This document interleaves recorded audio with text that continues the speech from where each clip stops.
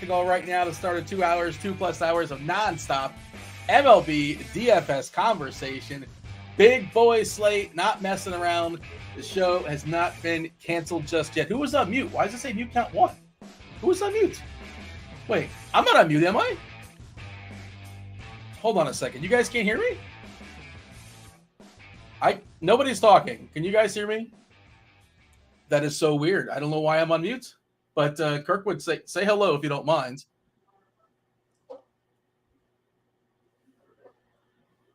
Kirkwood, can you take over if you don't mind? Can you hear me? Yeah. Are you guys just screwing with me? Is you guys playing something? Is it what's going on here? You're a damn idiot. Come on. Is this an April Fool's thing or something? There's some professionalism here, man. I've not touched the mute button at all. Were you guys messing around? Is this you guys have a practical joke that I wasn't ready for? What's happening here? No, Chop was hanging on mute until you wanted him to talk. He was like a professional would. I didn't, and so that you thought the mute was you, but it was Chop. But why wouldn't Chop be muted? Like, who would even know if he's muted or not? Because he's not talking in the intro. Dean, you came in on mute, Dean. That's all you need to know. Mute count 1 towards Dean's favor. I don't think I did, but producer Steve is saying. Okay, that's weird. Maybe just my mic was malfunctioning. Can we start over? Can we run this back? Rough start here on a Friday. I'm Dean. Dean 7894. You want to get all technical? There you go. Not sure if you guys heard that in the intro. It is 2 hours of nonstop MLB DFS conversation. Taking y'all straight up the lock. Big boy slate. Not messing around. This slate has everything. If any good pitcher basically is pitching today. I saw Cheese in his musing said almost 50% of the pitchers in the league that have over a 30% K rate. They are throwing baseballs this evening. We have a game in Coors. We have 12 games. A few gas cans that are probably going to get picked on to some degree. But we have Kirkwood doing a little pizza rankings for us later on. Kirkwood knocked that out. Chop, we had something working and you just dipped on us. You're like, I got to go sell some cards or something. No, first of all, he's just playing around with you, Dean. I didn't sell no freaking cards, you buffoon. Listen, I made it clear, with 2 statements. I gotta go. I'm up against the wall here. I gotta go. Yeah. And then you guys are just goofing around. You don't want to take it serious. I'm asking you, Dean, pick a category. And you're lollygagging around. We gave you a category, then you just dipped. You're like, I'm good. And I gave you gave me number 1. That's it. Only 1. Because then y'all started going into something else, and I just didn't have time to sit there and worry about all the other stuff. So I had to get out of there, man. But Dean, I don't know if you know the old Irish goodbye. You didn't even say anything. You didn't say, all right, you guys figure it out. I said very very distinctly, Dean. I can pull up the DMs. If you want me to pull up the DMs, I can pull them up right now. I have the receipts too. You can pull them up. I can pull them up right now, Dean. I gave you plenty of warning, okay? Yeah. Whatever you guys want, I'm good with. I got to step away for a bit. I let it be known plenty of times. Well, Kirkwood stepped up. Number two? Number 2? Yeah, you never gave us number 2 or 3 or 4 or 5, Chop. No, I was saying he had to step away to go number 2, maybe. Oh man! Oh, speaking of number 2, are you fresh yet, Kirky? We're back. We're back on track. Back on schedule. No, it's been a few days for you. You all right? Yeah. There's a few home remedies if you're. I take a lot of medications. And yeah, that'll get you. All right. So Dean, we're good though, right? Pizza rankings, that's fine. Let Kirk knock it out. He's the expert. We're fine. He's the expert. He knows what's going on. I trust his judgment here, and we'll see. I'm sure there'll be some debates. The people will be talking about it later on in the show, but Chop, tell me what's going on here. 12 gamer. If you think of a good pitcher throwing baseballs this year, they're probably pitching on the slates: Chris Sale, Freddie Peralta, Luis Castillo, Tarek Skubal. The tricky part is 2 of the best pitchers they have tough matchups. Skubal being one of them. Reagan's being the other, taking on Houston and the Dodgers, respectively. Sale, pretty good matchup there against Tampa. Peralta, a little bit shaky of late, but still spectacular upside. If you want to save some salary, I'm looking at the lineup HQ here, Chop, and your boy Hunter Brown's got the rainbow. He's got everybody sitting him up because he's just cheap enough, and the matchup is good enough. Just kind of make stuff work. Bradish, Kyle Bradish looks pretty awesome to me as well. It's strong opportunity cost when it comes to pitchers today for sure. And then we have a game in Coors, Pittsburgh in Coors. It's the old Dave Potts rule is like, well, what if this game was played on the road? What if it was Colorado in Pittsburgh? Will we be enthused with this game? I don't know. We'll talk about that later on when it comes to stacks. But Chop, give me the overview. What are we seeing? Just throw a rock and you're going to hit a really good pitcher. I mean, I don't know about that. I think there's some decent pitchers, and there's a couple of good ones. I don't know if I call a lot of them like high-quality guys or anything like that, but we'll talk about it more as we dip in. And, yeah, it's just a big slate. When you get one like this, yeah, it's going to take a lot of luck to win big GPPs. I'll put it like that. I think it takes a lot of luck to win a bigger GPP when you got 24 teams to choose from and all this, so many players. It's baseball. But I'd counter that, Dean. I'd say the small stuff, the cash games, or even the really, lower single entry stuff. I think it's a lot easier to cash on a slate like this because people go too crazy with some of this stuff, and there's so many good options. It's hard not to put together. If you really want to focus on just a median team that's going to score okay and cash, it's easy to do that on a slate like this. But it's going to take a lot of luck to win the GPP. Good note here in chat. I meant to mention this as well, but there is some potential weather lurking tonight. I'll go ahead and drop Chief Meteorologist Kevin Roth's article in chat. Straight orange for San Diego and the Mets. Yellow in Baltimore for Philadelphia, Baltimore. At Coors, yellow-orange. So we will have to monitor those closely. I imagine Roth will give us an update at some point. Do you want to say what's up to chat? Kindly hit that like button. Do subscribe, turn on those notifications, do all those things to help us keep the lights on. We do appreciate it. Lots of participation there. Zach giving us his favorite pitchers, his favorite stacks, the bomb squad, which I assume with the with graphics, all sorts of stuff going on there.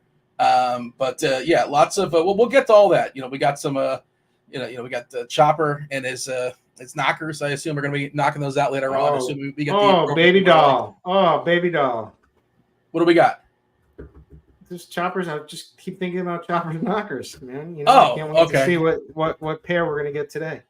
What about You don't get excited about Juggalo bombs? Not the way that knockers do it for me, Dean. Okay. Well, yeah, we got it. We got to get some homers from the people. They're already asking in chat about the umpire stuff. Always give the warning on a bunch of new games starting, a bunch of new series starting, I should say, on a Friday night and change. As of right now, we don't have all the umpires, but what we have so far, we have two extremes. One extreme hitters umpire, that is for Oakland and Minnesota, Spence and Woods Richardson. One extreme pitchers umpire, that is for Logan Allen and Kevin Gausman. Kevin Gausman, one of those pitchers that's kind of sort of somewhat lost on this slate, but like on a different slate. I haven't looked at tomorrow's, but I bet you he'd be much better positioned on tomorrow's slate. His name, the name pronunciation? Can we get it right going forward? Is it Gascan? Kevin Gascan? Gausman. It's like a gauze pad. Like a Kevin Gausman? Yeah. You don't like Gausman? No. Kevin Gausman. Gausman. Kevin Gausman. Okay. There you go. Why do I always? Because I've seen him pitch a ton. Like I am on team watch the games. I don't know why I say that incorrectly, but yeah, there you go. I didn't get your screenshot, Kirkwood, and I should say as far as ownership stuff when it comes to pitchers, it's kind of spread out just because there's a bunch of options. But Chris Sale is at the top at 30%, Peralta 27 currently, Hunter Green at 22.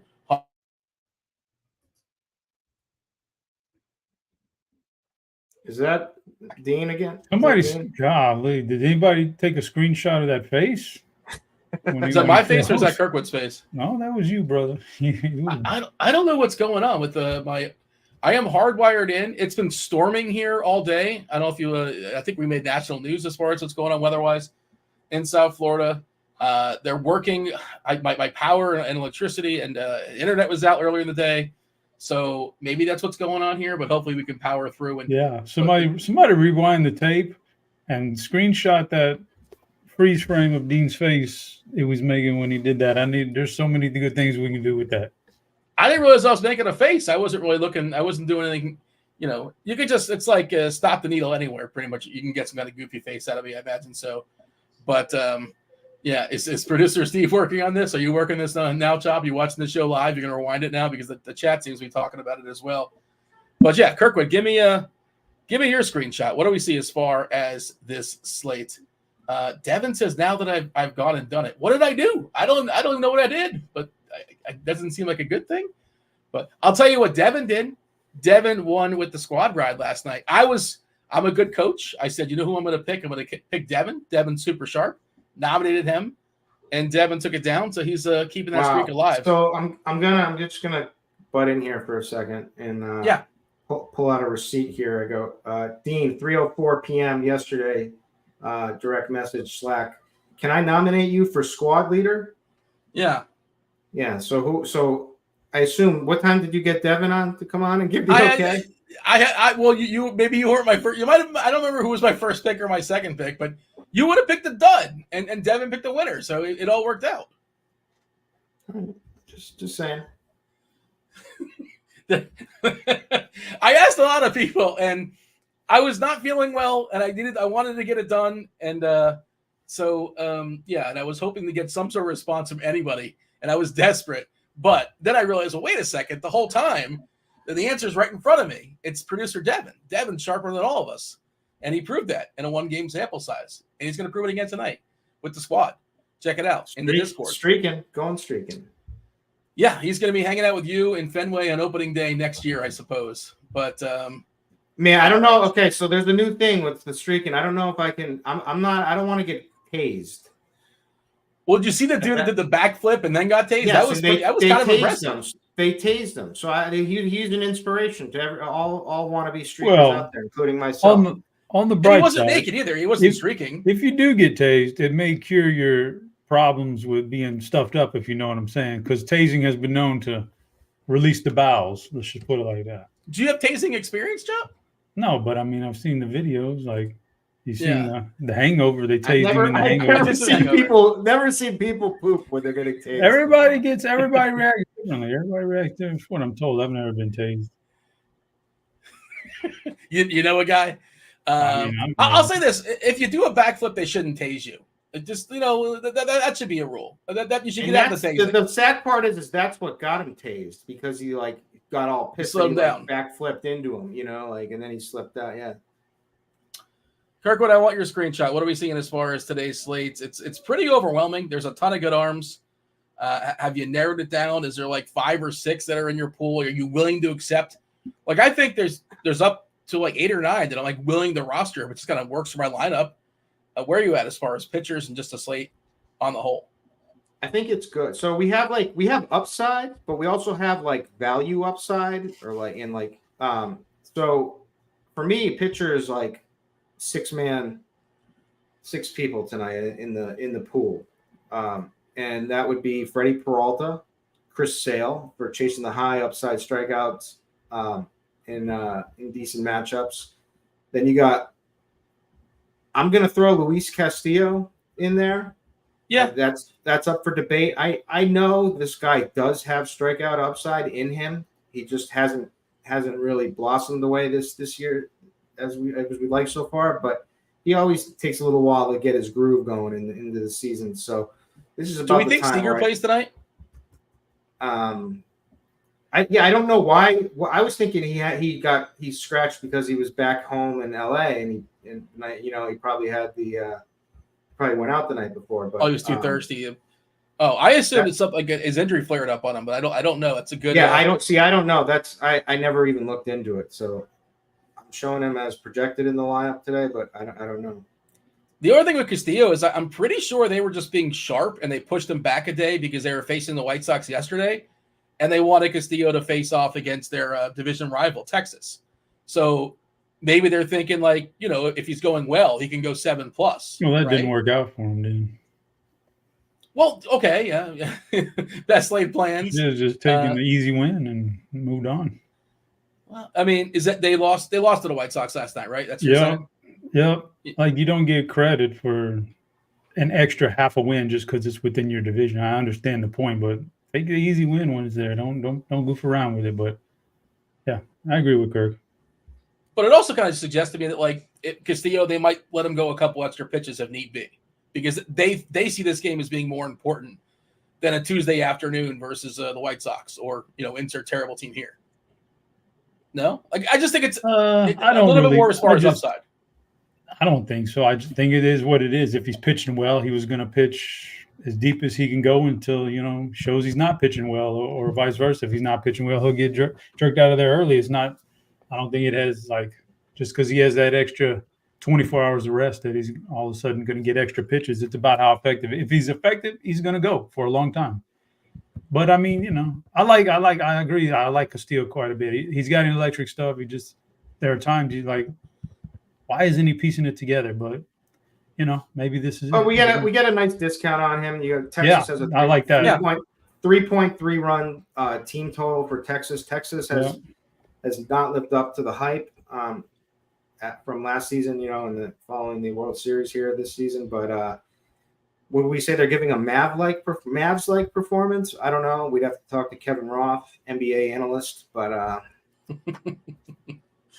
yeah, good price tag, and the matchup is a lot better than what it was in the past. Texas is just not that good of an offense anymore. Even with Seager in there, they tried to bring up these rookies too fast. Like, look at Gunnar Henderson. Sometimes it's not the best thing to just rush them to the majors. Wyatt Langford and Evan Carter and all these guys. Sometimes you need they need to sit down there and see pitching on their own level for a little bit. But whatever. So it's not a great offense, and it's a good price tag. I agree. Castillo and play.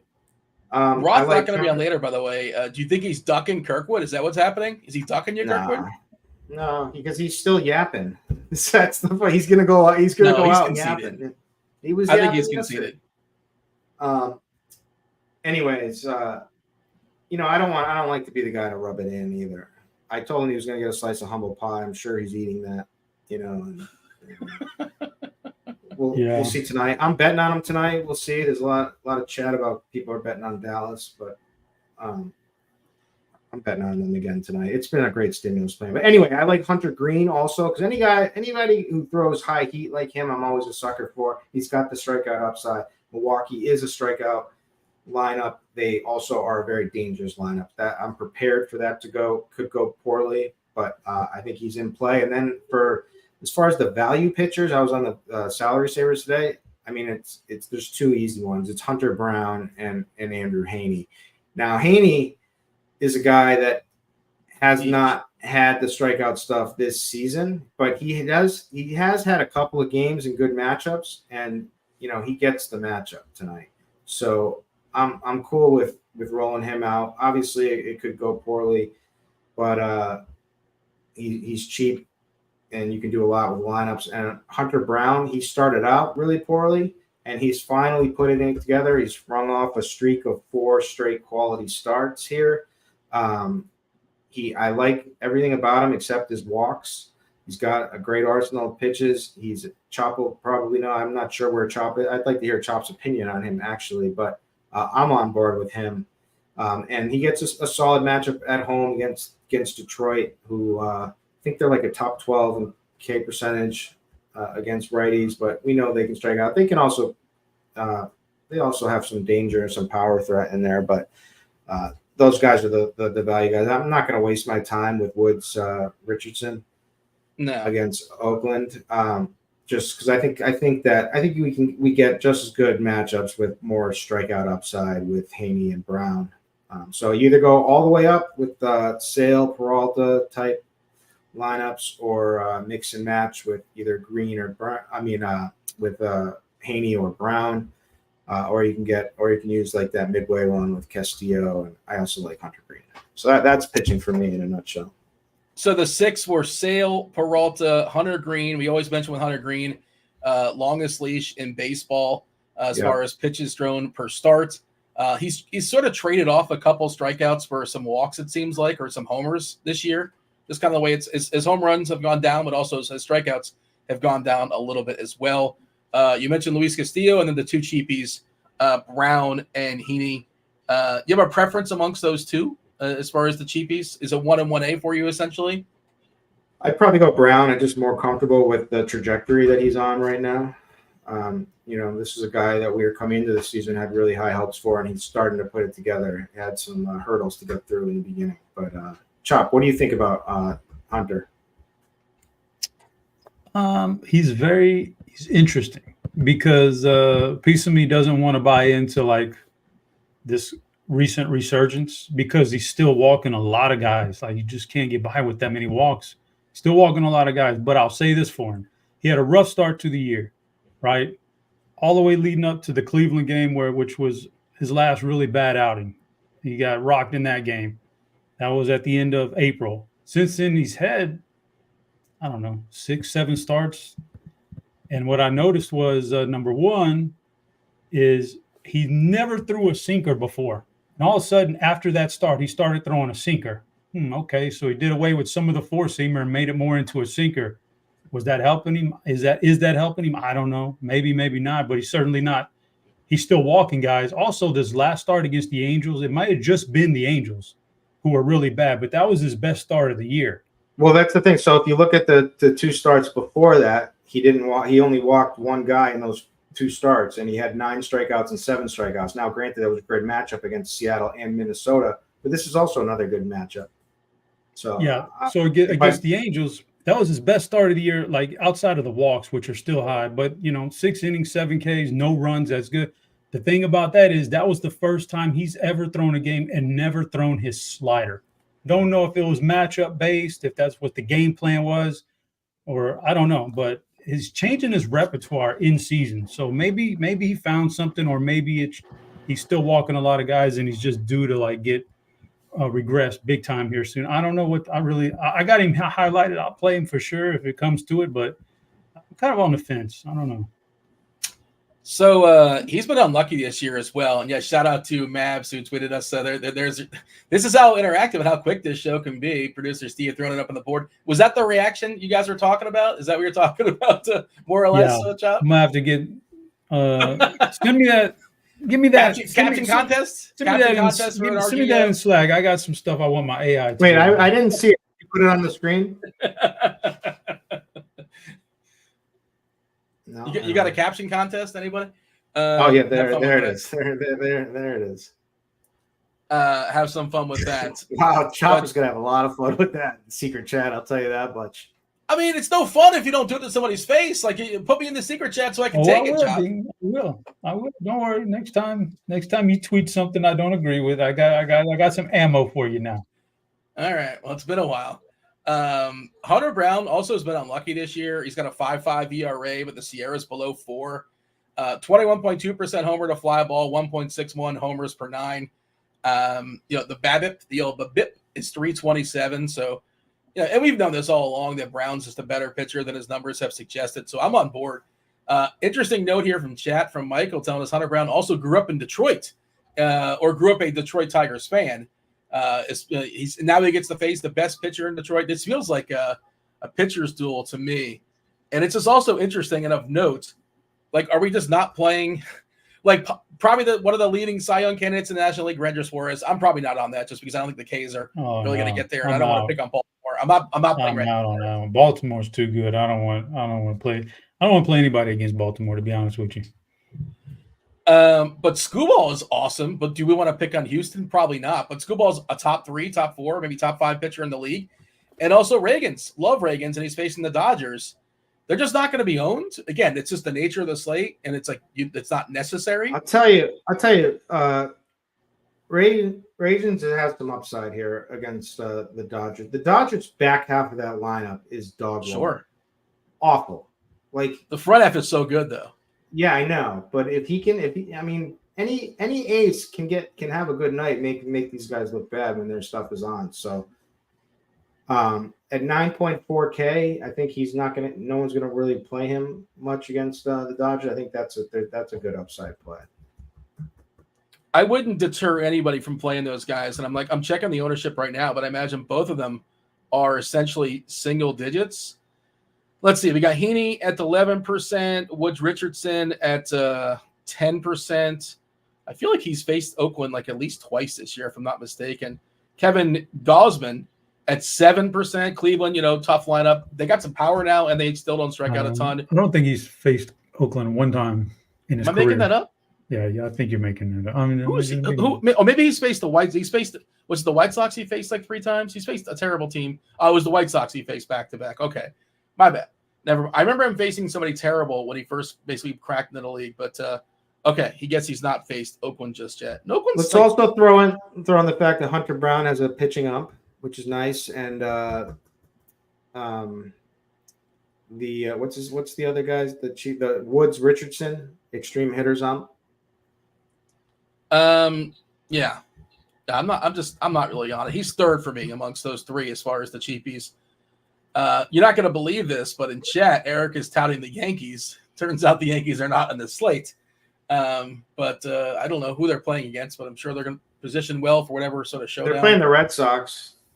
Okay. Is it in Boston or New York? Yeah, it's in Boston. You ever go to, you've been to heel against Bayo. What? I would imagine you've been to some Red Sox Yankees games over the years. I've been to the Red Sox. Yeah. First off, I was at the game where Pedro went at Don Zimmer. You remember that one?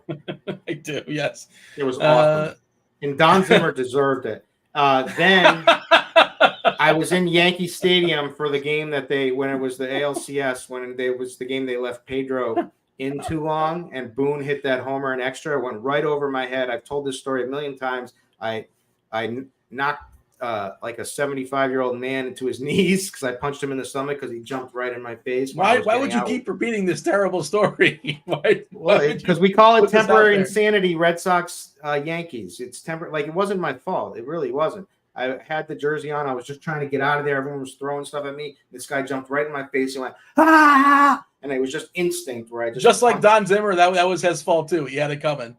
Anyways, and then I was there when we won ALCS, and then went on to sweep the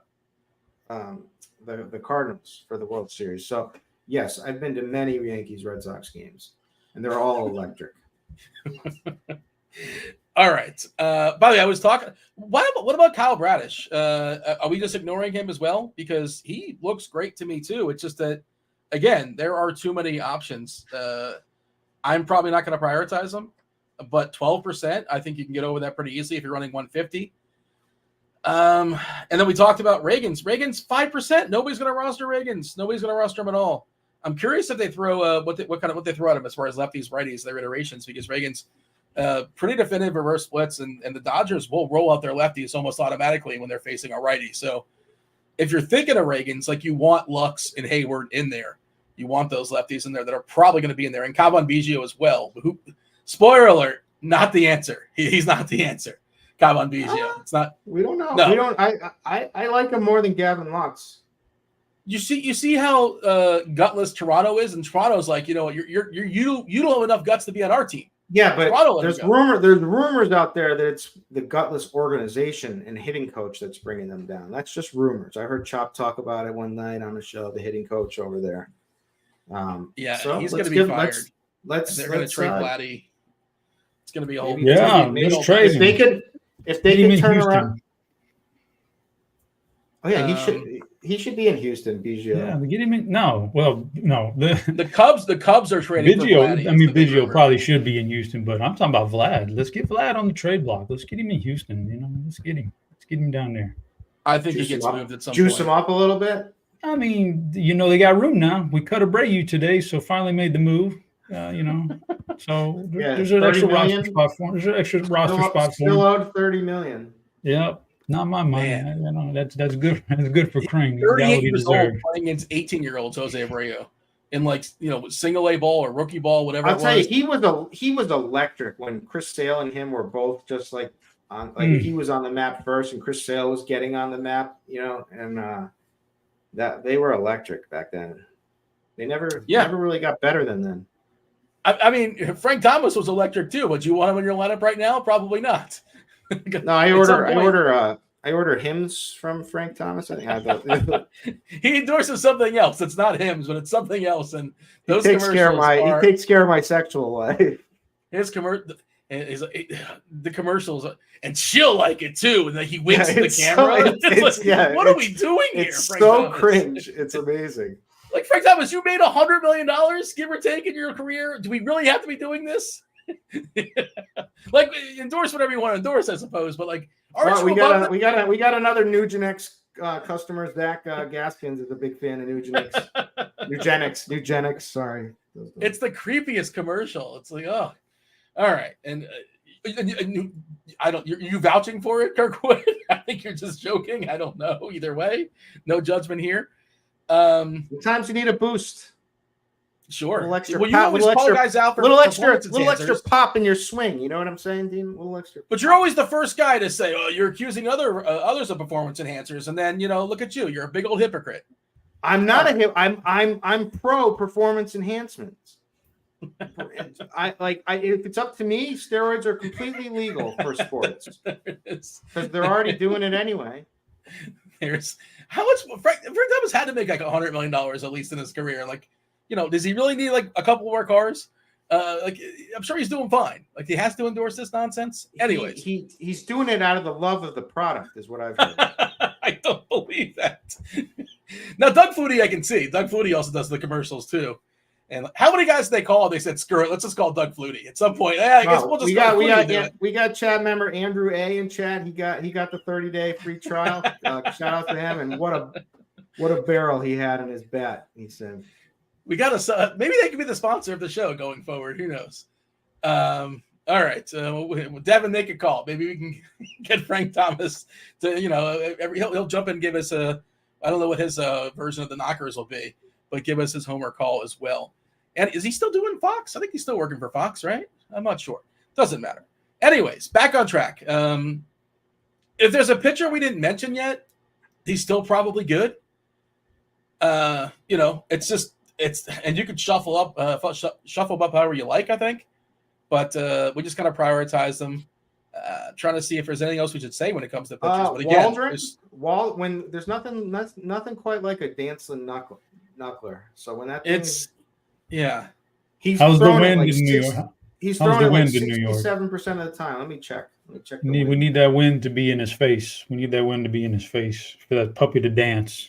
Is that the rule with knuckleballs? You want the wind blowing? You definitely 6 mile per hour out.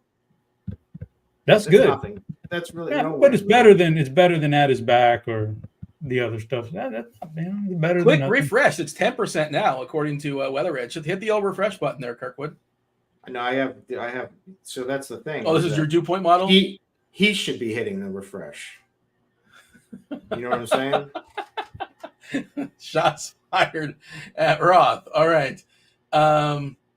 Alan's asking about Howard. That just seems completely unnecessary to me. You guys have any interest in Spencer Howard? Ryan Howard? I mean, oh, that's right. There is heavy rain in the Mets game. It's orange. Imagine trying to get a knuckleball in the rain. That's probably pretty tricky. Well, I think the rain probably subdues it. We should probably be playing the Mets in that situation. 17% Ks in the season for Howard. Like, he's been good as far as an ERA perspective. Weird, good minor league guy throughout his life. Obviously wants a former prospect, but I don't see it with Spencer Howard, and I don't think he's a guy that's all that stretched out either. They have used openers in the past for him. I'm not sure if they're using opener today. I have not seen one announced, but it's just not necessary is my official answer. Does anybody have any interest in playing Spencer Howard? I know the Angels are rough against righties, and the ballpark is good. And he's probably good from a run prevention perspective. You're not a fan of Spencer Howard because he's not stretched out. Okay. What are we saying here?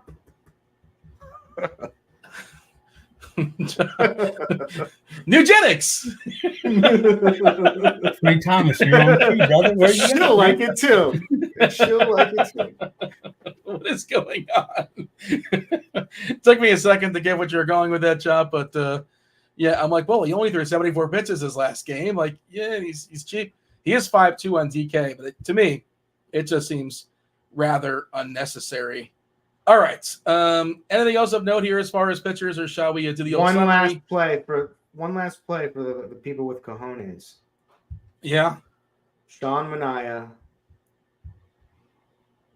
against the gutless Padres. Who did he used to play for before he was on the Mets? What team was he on? San Fran Padres. Didn't he play for the Padres? Yeah, I forgot about San Francisco, but yeah, he did used to play for the Padres at some point. It is a revenge game for Sean Manaea. But like it's the old story with the Padres is that they don't strike out. So, they might not hit a couple homers, but they're also probably not going to strike out a ton. But you're not playing him. You're only making one lineup. You're not playing Manaea, right? I'm not playing. Dina, I'm just giving suggestions. Job has the BBP suggestion of the day. You have the pitcher suggestion of the day. Yeah, fair enough. All right. Anything else as far as pitchers? We have a bunch of stacks to talk about, so we got to move. Crunch time coming in about 35 minutes or so. Will, TJ, Cardi as well. Give me the summary here. Chop, I want you to give me the summary. Somebody just tuned in right now. Again, there's a lot of pitching options. If you can summarize it, concise, about a minute or so, go for it. Lots of pitching options. Handful of guys at the bottom that there's no reason to play. Just sort by projections, and you don't have to play them. Cut it off at a certain point because there's plenty up top, and there's plenty of guys in the mid-range that are getting a good projection that are going to be good. So there's Peralta, Sale, Castillo, Skubal, all good. Gaussman, all good. Gaussman, he's good. Hunter Green, Hunter Brown, the Hunter brothers in that mid-range, good. Bradish, I like Bradish. I also saw somebody in chat talking about don't want to pick on the Phillies. They're without Trey Turner, and that lineup doesn't look all that great. And it's not and that great. Yeah, Realmuto's hurt for a while, so I don't mind Bradish. Big strike. I know. Cheese isn't buying it from the article today. He's not buying it, but that's okay. Not different strokes for different folks. Reagan's is fine. Waldron, if we think the wind and the rain is going to hold up to benefit him, all these guys are good. So after that, there's no really reason to take too many chances after that. Stick up top. By the way, the Dodgers, too sharp, the Dodgers. Facing Cole Reagans. Well, wait a second. I forgot. Reagans is a lefty, isn't he? I thought he was a righty for some reason in my head. No, not sharp enough. They should be starting their lefties. They're not. They're starting Chris Taylor. They're starting Enrique Kike Hernandez and Miguel Rojas Pius as well. So 6, 7, 8, 9 is all righties.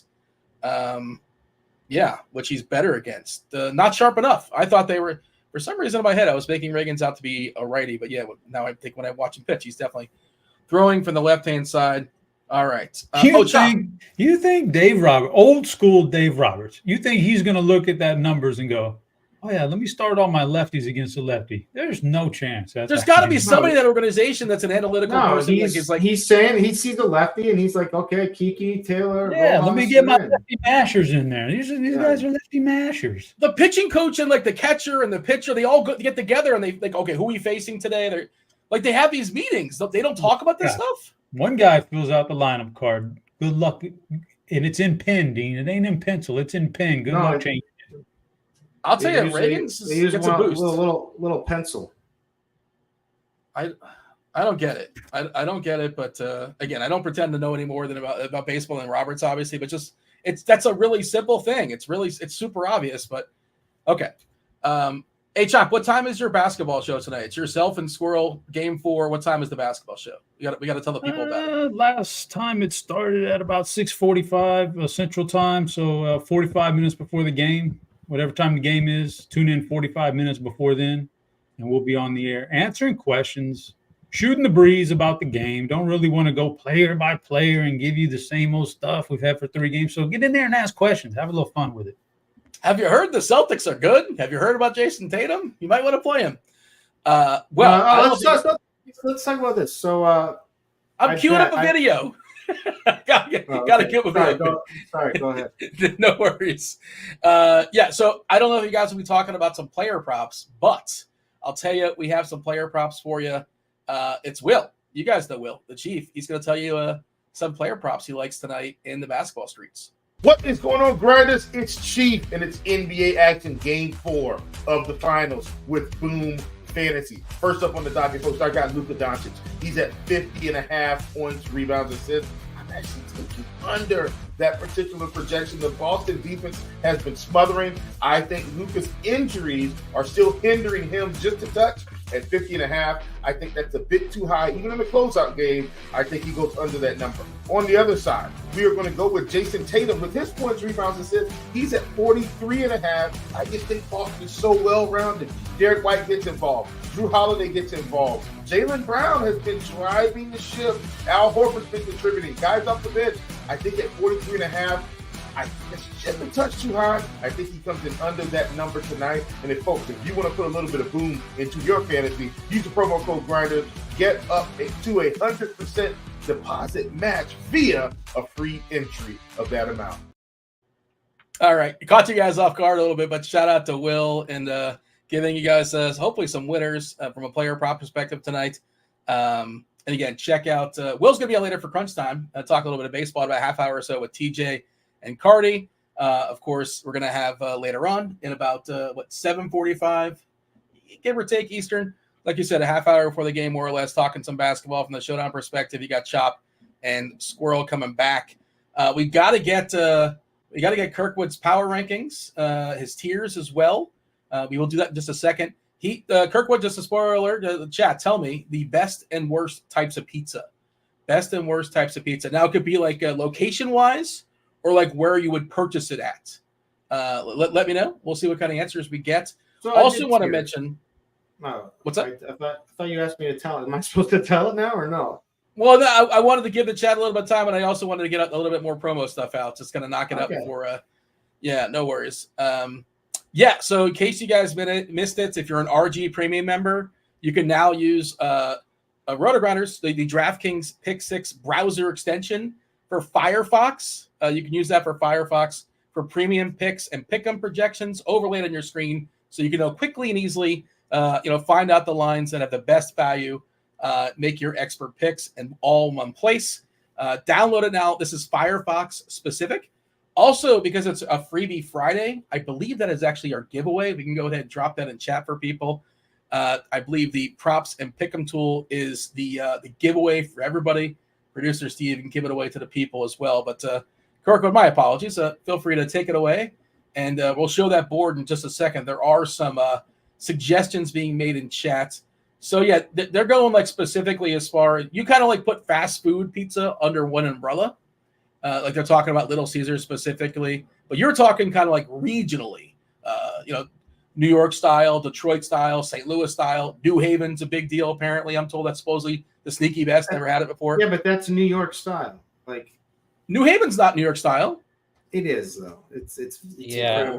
It is. It is. Yeah. The Connecticut people will disagree with you. I'm not. I don't know where they just Connecticut do it very well. They just do it very well. See, Derek in chat says New Haven #1. There you go. Somebody knows what I'm talking about. I haven't had it. Yeah, no, I trust me. I know Pepe's. I've eaten Pepe's a million times. Okay. So anyways. Tell us. Yeah, explain. I wanted to talk about basketball first. I want to talk about MVP, but we'll do that at the end of the show maybe or something. But I got Jaylen Brown at 3-1. Yeah, I got him. So I bet him at plus 340. I bet like 750 on it or something. So. You got more than I do on it. 2,100 or something. So I'm an idiot. When Tatum was going off in the first half of the last game, I bet some Tatum to like kind of cover it.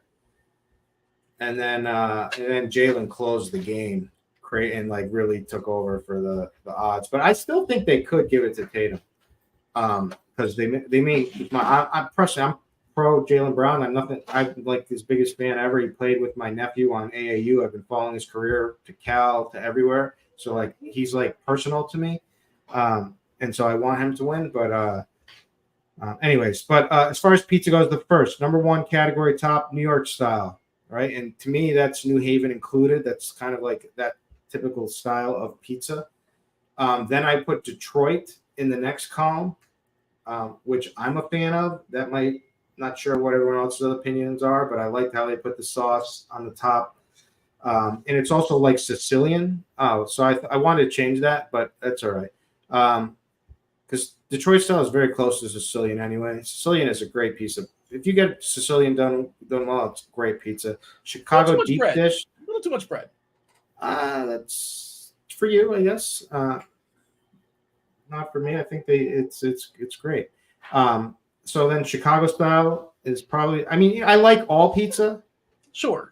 Chicago deep dish would be my least favorite on her. I haven't had St. Louis. I don't know what St. Louis. I never even knew there was a style of St. Louis pizza. But Emo's is like their chain, but like it's like a super thin, and they cut it like in squares. I can't really speak to it though. I never had it before, but it's very divisive, and they use a different kind of cheese too. I can't think of the name of the cheese they use. Somebody in chat will let us know. Three cheese blend. Something that starts with a P, and it's not like. And then at the end, this is where it's going to get controversial. I said like just as its own. So basically, I wanted to take out Sicilian, and I wanted it to be Chicago third, then fast food, and then frozen at the end. But I guess we're not gonna do frozen at all. So fast food, I put like Domino's, Pizza Hut, Papa John's. Now I know Chop doesn't consider pizza real pizza unless he gets some garlic sauce with it. So I know that's the rule. It's got to have garlic sauce. Okay. Didn't know that was a rule. Provel cheese. Thank you, chat. Chop, did you have a thought as far as this board before we dig in and talk about our favorite snacks tonight? It's fine. I'm not a big pizza snob. I think all pizza is good. I've had New York style. It's okay. Did you have Sbarro's though, a New York slice? Say it again. If you want to get a real like authentic New York slice, you got to go to Sbarro's. Okay, I've had the New York style. I know what the style is, and it's like I know how different it is. And I've had Chicago deep dish. Not as big of a fan of that, but all pizza's good, man. I'm not, the one like he says Domino's. Yeah, Domino's I don't like. But I'll eat Pizza Hut, man. I'll eat Papa John. I don't care. I would say my bottom ranked, if I was going to put a bottom rank, the only one I would have down there really is a buffet pizza. Like buffet. You know what I should have put? Oh, like CC's? Yeah. So that's not. I should have put the Shakaroni down there, given it its own category. He's another guy that wouldn't endorse anything.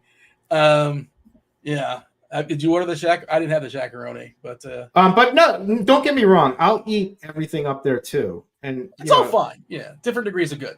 The thing I don't like about like some of the ingredients that like Pizza Hut has, like they have like so many artificial ingredients. It's like, on there like honey. What's that honey pizza they're just kicking out?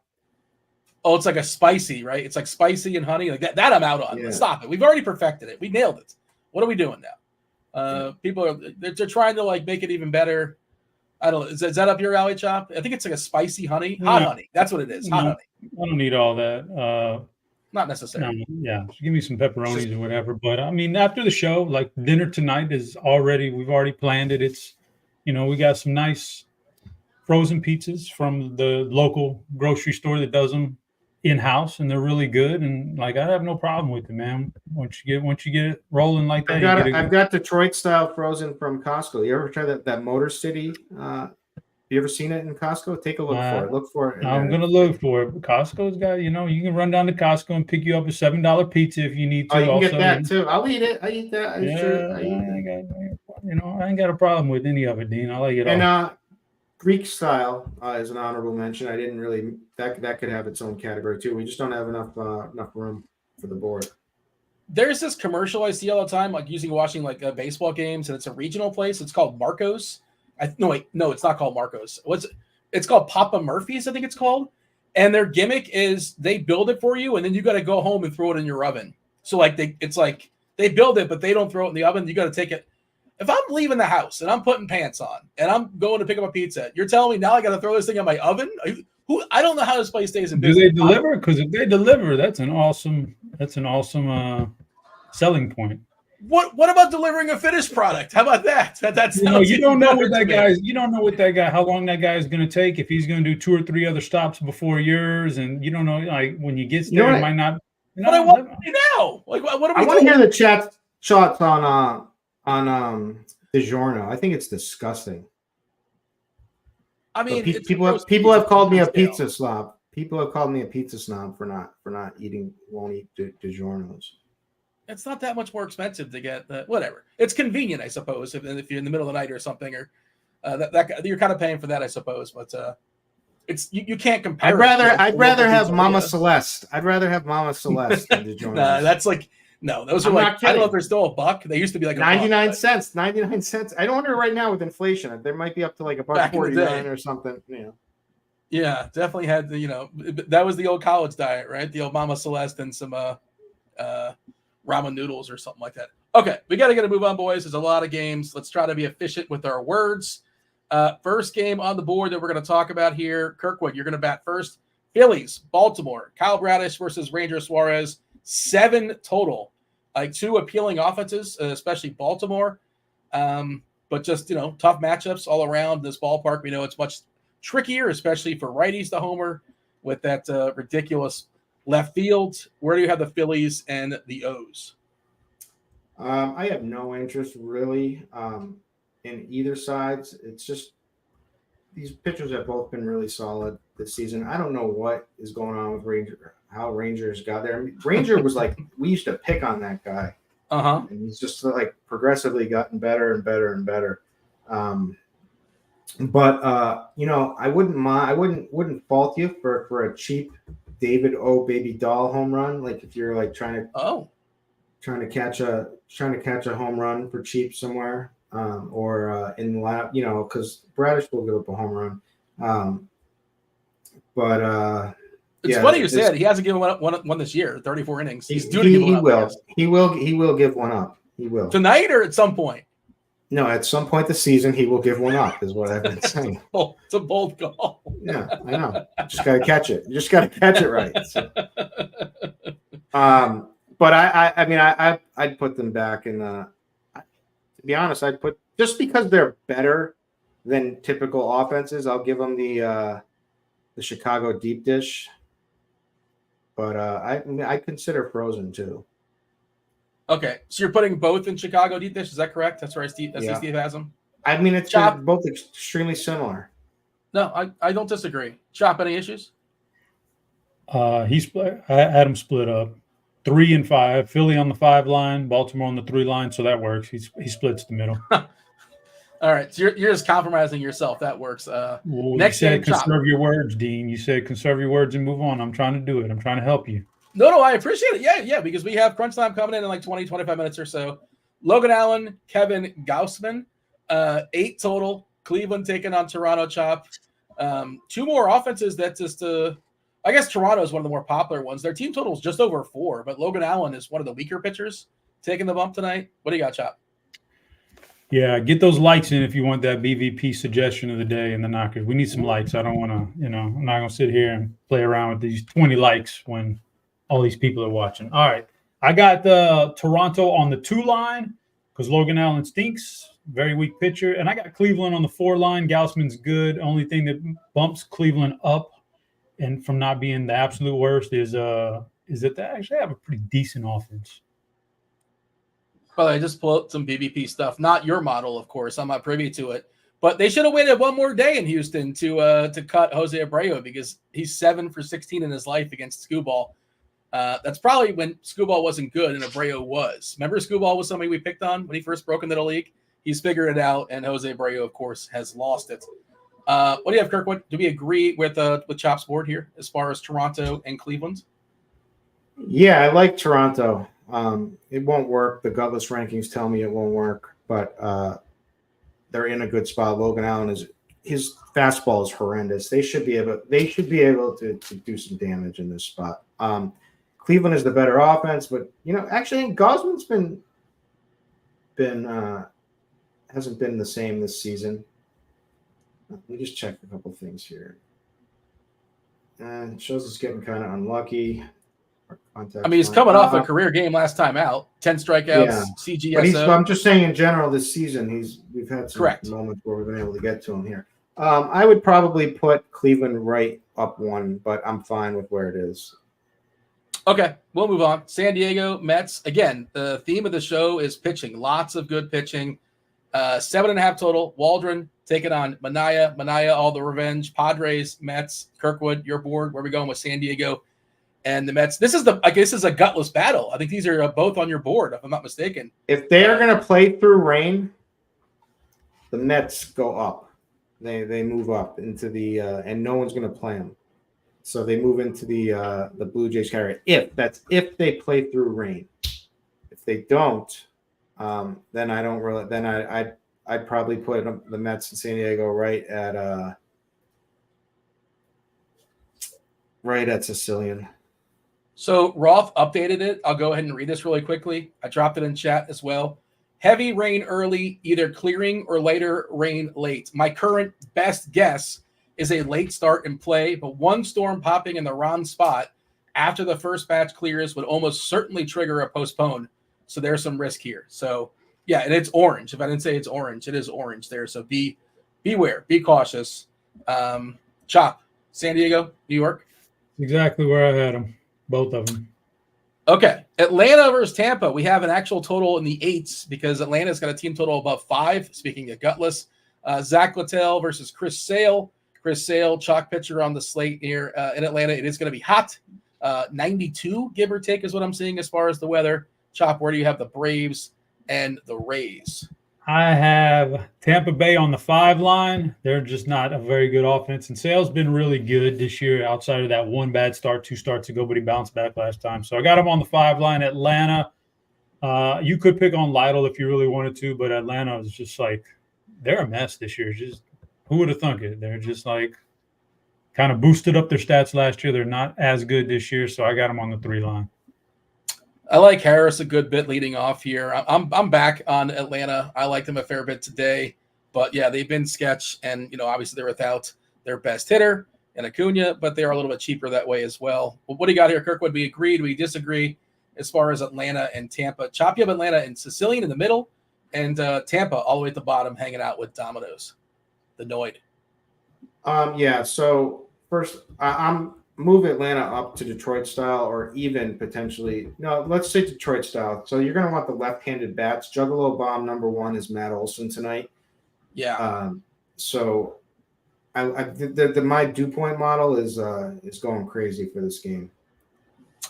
Yeah, I thought Atlanta would be either a New York style or Detroit style. So Chop kind of surprised me there. I get it. They've been rough this year, but I will agree with you. I got to break the tie when you guys disagree. Let's put Atlanta with Harris, Olsen, and even Kelnick down at the bottom there could be nice in this game.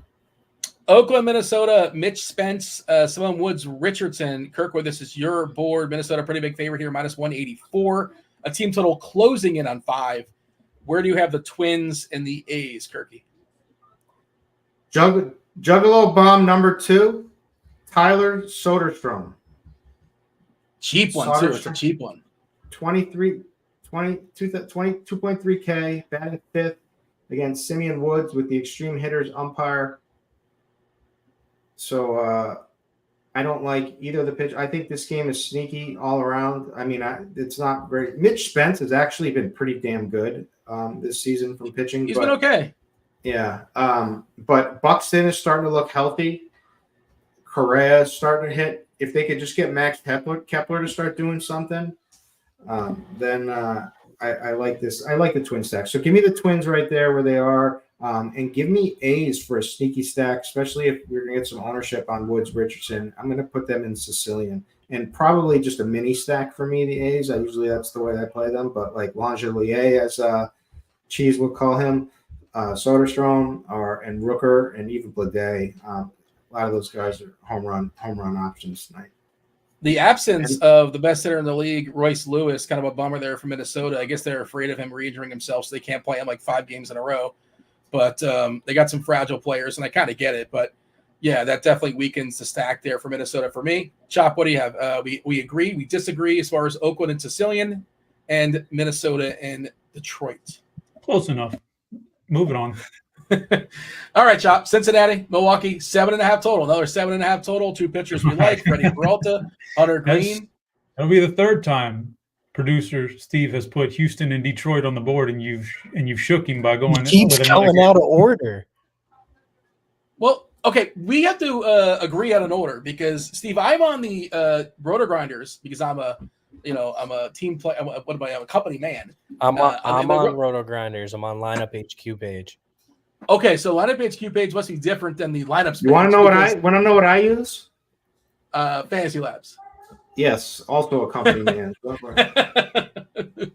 Can we just agree lineup HQ from now on is a nice little, I medium use lineup HQ, but I never really use it for. Okay, now I see. I love First so of first of all, literally the game. I just want to say something. The layout for the Fantasy Labs It's nice. lineup page is the nuts. Like RG or Better Collective they should probably for some reason it's like the slowest to load up now. It's with updates. I think that should just be the main one for both sites, and they should work on it. But and the other thing you could say about the Fantasy Labs lineups page is you can say I want it exactly on this slate, and you can also say I want players that are 3,200 or less, like that kind of thing.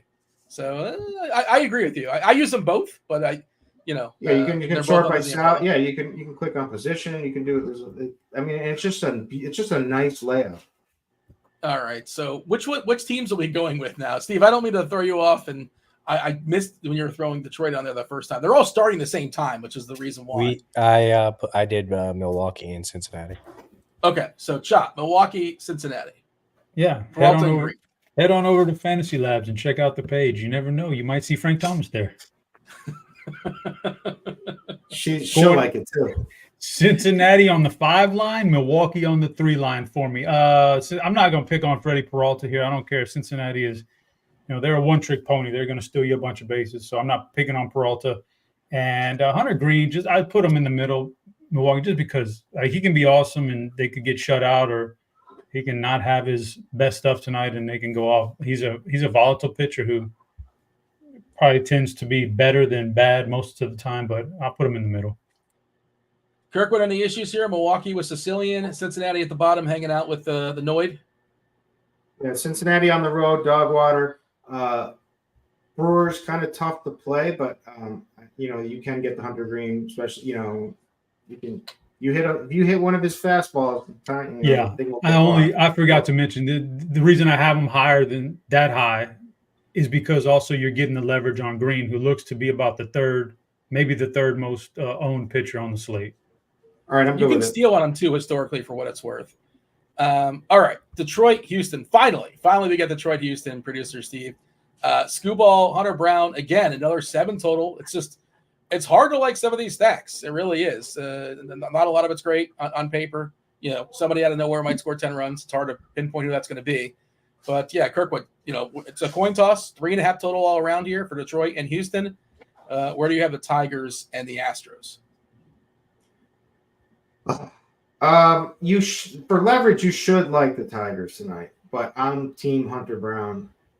I don't like I think you can play like Matt Vierling as like a salary saver, low cost guy, but man, put them down and Detroit and Chicago deep dish, and give me Houston. Against Scooball, I just don't see it. Give me them in deep dish as well. And don't get me wrong, I enjoy deep dish. For the people in chat, we're just like, I like it. There's some great. I've been to Chicago. They're like, I like it. It's just a different experience. Just want to say, you mentioned Vierling. Yeah, Hunter Brown is a reverse splitsy, and there's those Crawford boxes. So not that you can't play Riley Green, but yeah, I like the righty stuff on Detroit. It's just. But then listen to that. Listen to Colt Keith, Justin Henry Malloy, Jake Rogers, Ryan Creedler. Like, who are these guys? Yeah. Chop, we good with the board here, or shall we move on? I saw it a little bit different. First of all, I had Houston down in the fast food section. Scooball's good. This lineup stinks, man. Jordan's the only quality hitter in that lineup right now with Tucker out. Jordan, over his last 50 at-bats, Dean, he struck out 3% of the time. That's crazy. He's awesome. Yeah, he's getting into the groove, but that's all they got. Like, they're starting Maurice. They cut Abreu so they could put Mauricio Dubon at first base tonight. I don't believe it. So I don't like Houston, but as far as Detroit, I had them ranked a little bit higher, if only because of the leverage, like you said, on Hunter Brown, who's going to be chalky. But man, I don't care who he's facing; he can still get in trouble with the walks, man. When he's not pitching, when he's in his own head. So that's I'm not gonna play Detroit. Not gonna play a single Detroit hitter on my single entry, but I could see the stack being a good leverage stack. That's it. I mentioned the reverse splits of Brown. Scooble also kind of reverse splitsy, but again, it's hard to roster Houston. But Alvarez is a really interesting one-off, which nobody's going to be playing. Chop, we actually have a total here. That's a big boy total. Pittsburgh, Colorado, Feltner versus Ortiz. Carmen Miudzinski looks like an opener here for Pittsburgh. A righty opener. Presume Longman is also a righty. Pirates taking on the Rockies. 11 total. Both these teams have a total above 5 individually. Where we, they're going to be really popular, Chop, and it's a 24 teams, 12 game slate. What do you do with the Pirates? Because super, super chalky Pirates. How do you feel about that? And then the Rockies. Yeah, because it's going to be a little bit chalky. I'm not going to put them in New York style. I'll put them both in Detroit style. The pitchers are okay. The offenses, I like Pittsburgh's offense better from personnel standpoint, but I'm going to put them there. We've been through a lot of really good pitchers, so it's not like a bunch of stacks are standing out. I had to force a team up in the top spot, to be honest with you, that we'll talk about later.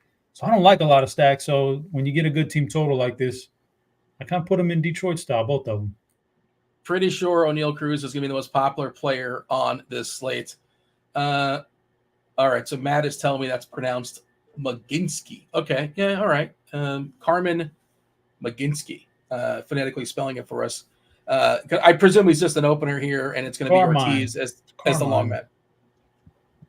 Carmine, it's Carmine. Yeah, I'm seeing Carmen according to the what is he on Fantasy Labs? Because the RotoGrinders page that I'm still on is saying pronounced Carmine. It's pronounced Carmine. Okay, fair enough.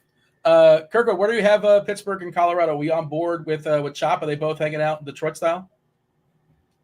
Yeah, this is the classic game stack. Yeah. And Pittsburgh, the only thing I worry about is ownership, but you can always find like Sawinski down in the order, may not get some love.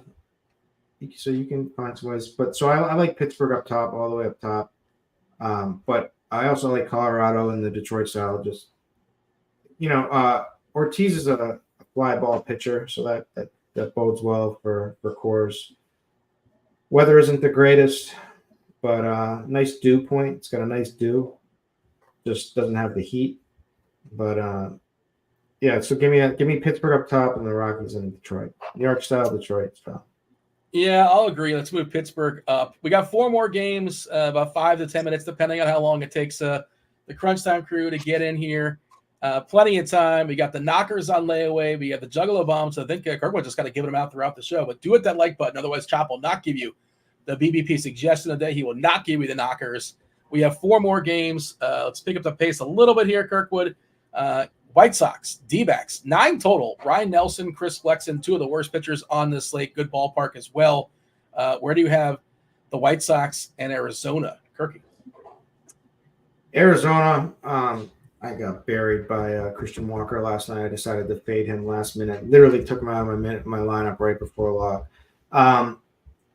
And that buried me. But Flexen, I don't know how he's been getting by, but he has been getting by. But it's from an earned run. Like he's only given up 2 earned runs. His last took 4 starts against Baltimore where he gave 4 runs. But this guy is hanging on by a thread. He throws so slow. He should get pounded here. Give me Arizona up top against with Pittsburgh, and then the White Sox. I mean, certainly their lineup's getting a little better with some injuries back, but I don't know. I guess deep dish is fine.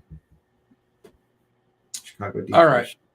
right. Chop, any issues? No lineup just yet for Chicago. No, we did get it. Pham is in there. Roberts back. Sheets is in there. Vaughn in there. Benintendi, he was like a name, but he's been horrendous. Move them up to Sicilian. I think that's where it should go as well, but that's not my decision. Chop, are you good with where they're at right now? Chicago and Arizona. Arizona's fine. I had them one below, but I can live with that. The White Sox, I could live with either one of those. I think Luis Robert, even if you don't play a White Sox stack, Lou Bob is like a great one-off anyway.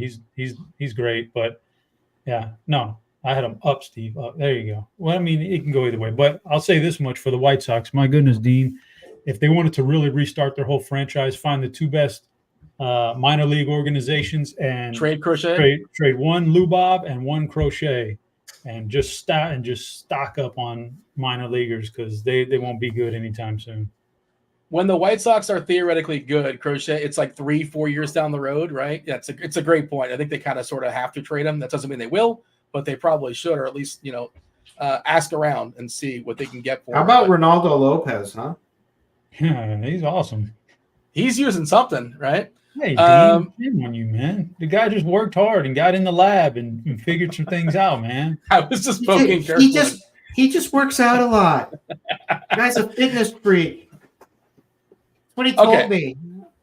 Another game with a 7 total. No Texas lineup just yet. Not sure if Seager's going to play or not. He was scratched yesterday. Luis Castillo versus Andrew Heaney. 7. We're looking at a 7 total. It's a good ballpark to pitch in as well. No more double digits the rest of the way. Chop, where do you have the Rangers and the Mariners? Yeah, so this might be the most volatile game here. You guys probably are not going to agree, but I would put Texas down at the very bottom. I don't want to pick on Castillo, who's solid, and the lineup's just not good. More, especially if Seager's out, it's not good. Seattle, I'm going to put up at 2. I know, Haney's had some good games, but he's a lefty. They got some guys in that lineup who can be pretty effective against left-handers, and there should be some familiarity there, and so I'm going to put them up there. Now, they strike out a lot, but they can generate some power too. Kirkwood? Yeah, it's a leverage spot, right? Like, I like Heaney. I think he's probably going to do well, but if there's a time to play the Seattle Bats, it's to leverage Heaney. So, yeah, I do. I like the double catcher too on FanDuel.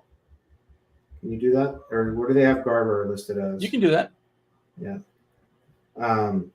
But Garver and the big dumper. But I agree with Chop actually on those two. Good, cool with me.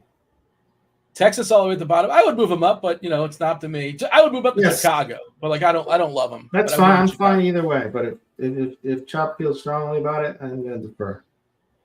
I just did a Google search, Frank Thomas, Ronaldo Lopez. I want to see if we can get some pictures of them together, but I couldn't find one. I was curious. Maybe we could have figured something out here on the fly. Kansas City and the Dodgers, Reagans versus Gavin Stone.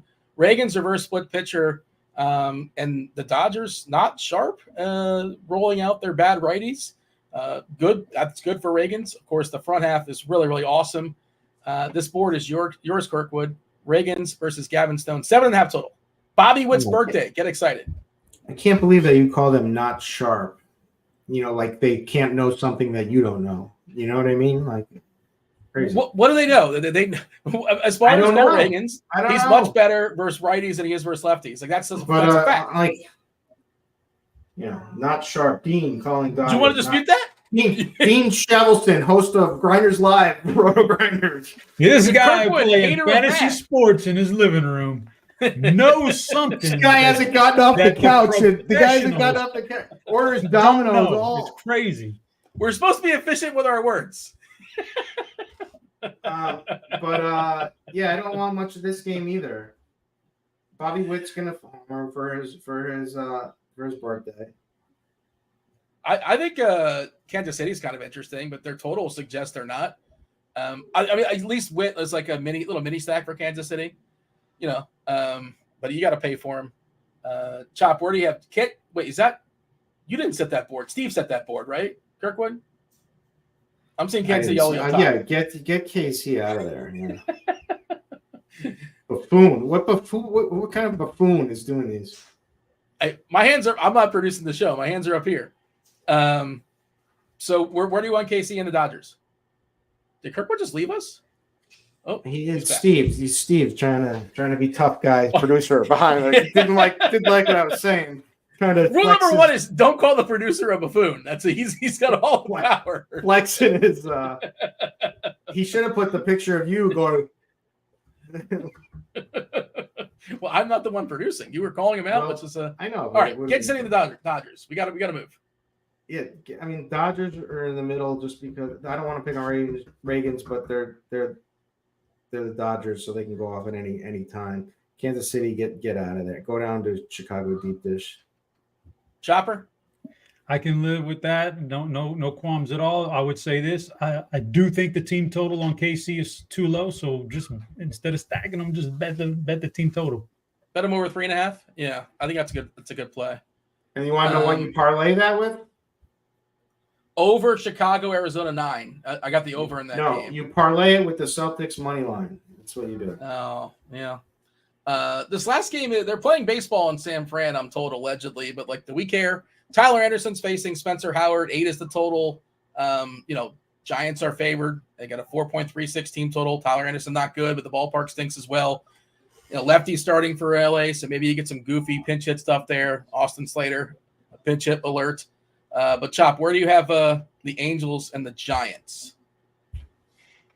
Yeah, I'm not believing in Spencer Howard, and even though I don't like the Angels against righties, I'm going to put him on the 3 line, just because I don't believe in Spencer Howard. But I could see him being lower. As far as San Francisco, yeah, who are you going to stack? That's your question. You got to figure it out. But they're the one team I'm going to put up top in the New York style. I like them. I like the matchup in general tonight.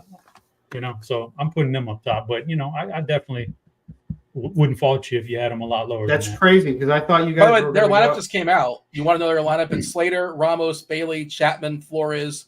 I'm told is a lefty masher. Cardio will come on and confirm that for sure. Jorge Soler. It's been a rough season for Soler, but historically he's annihilated lefties. Conforto left on left. Estrada. His numbers are still great in this season against lefties too.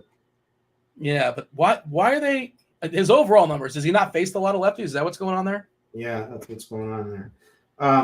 So I think it's crazy because I like San Francisco a lot. I would probably put him in Detroit style, but I'm okay with New York style because it's cheap. You can pull this off easily. Wilmer is as hot as can be. Homers.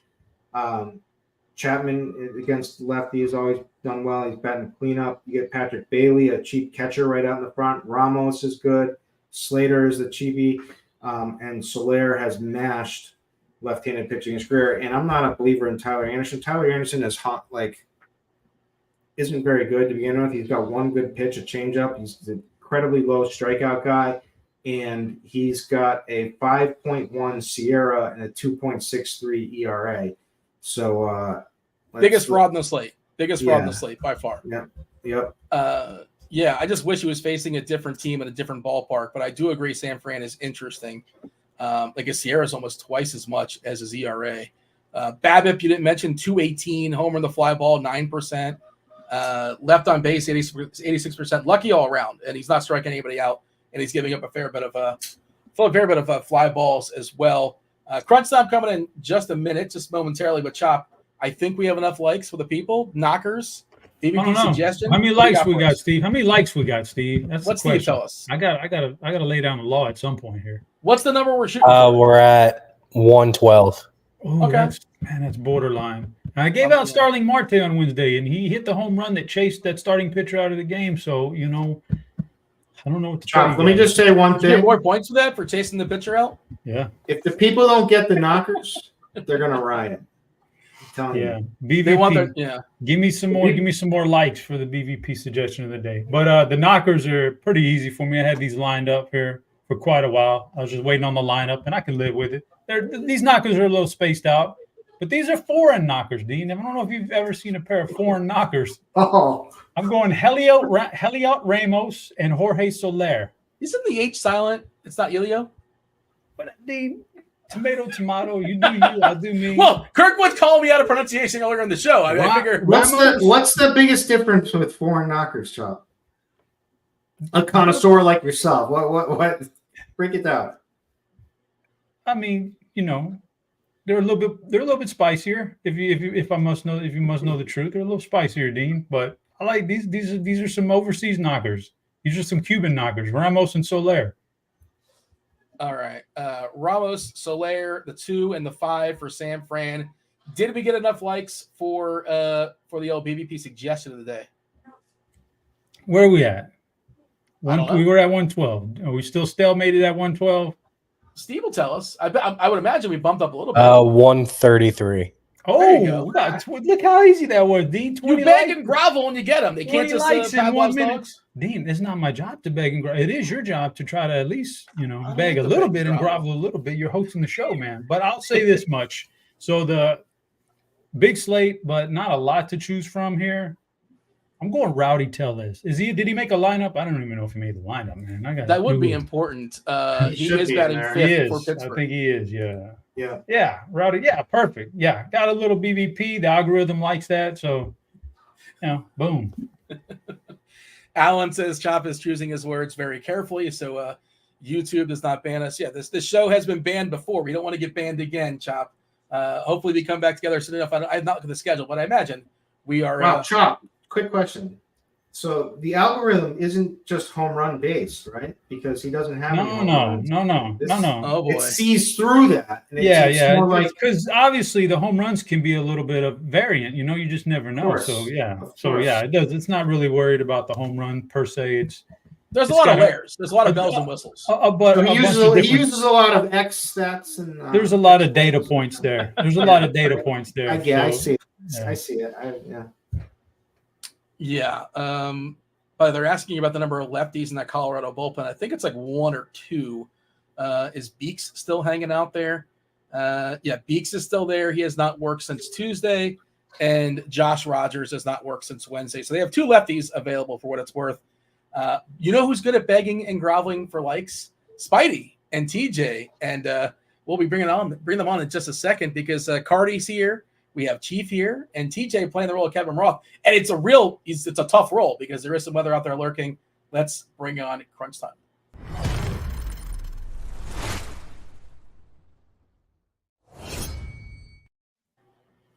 What is up, TJ? TJ, are you up for the task? Because there's I'm giving a refresh. If it's for the Mets.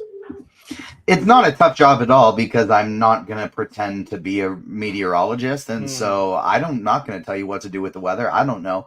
I'm not playing any Mets or Padres personally. I think it's a 12-game slate, and so you just don't have to. But I'm going to wait and see what Mr. Kevin Roth tweets out because he's usually pretty great at giving us an update on Twitter. And so I'll inform the people what he says, but I'm not going to be trying to play any meteorologist. So I just want to get something clear. People are not me. I'm not saying this at all. There's a lot of people out there saying that he ducked the show tonight because this is the last game 4.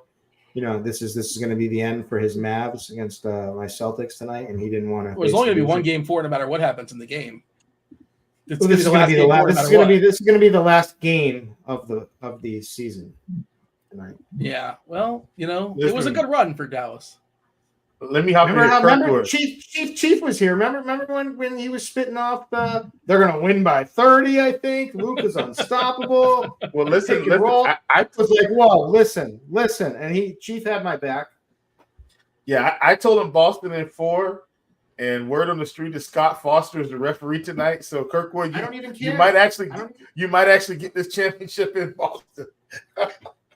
I don't even care. I don't think he's gonna. Honestly, Scott Foster's bad for Luka. He's been pro Celtic lately. Yeah, Scott Foster's bad for Luka. So Luka may get ejected in the first quarter in this game. I don't have Luka Scott Foster splits, but you know who might have him is Chop. Chop's gonna talk some basketball later on tonight, 7:45 with Squirrel, taking you guys all the way up to. I was going to say first pitch, but no, tip-off. Is that what we're doing? That's what they call it in basketball? Yeah, they'll call it a tip-off, I suppose. But that's it for our show. Do appreciate y'all watching. Hit that like button, subscribe, turn on notifications, but don't go anywhere because we got TJ, we got Spidey, we got Will, we got Cardi. It's a Friday night. Don't go anywhere. It is crunch time. TJ, take it away. What's up, everybody? Welcome to RotoGrinders Crunch Time. Like Dean said, I'm your host, TJ Zwarych. No Roth today, but we will be keeping an eye on his Twitter to see what he says about the that Mets game, because obviously we're worried about the Padres and the Mets with weather. It's currently at orange. He thinks it's going to be a late start and play, but there's definitely postponement risk.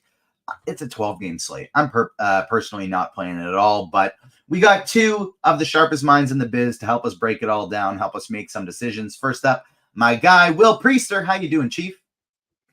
I am good, sir. Glad to come on and talk on a Friday night, a huge slate tonight, which for you, for all of us other DFS players, it's a 12-game slate. For you, it's an 11-game slate, as you have so eloquently spoken.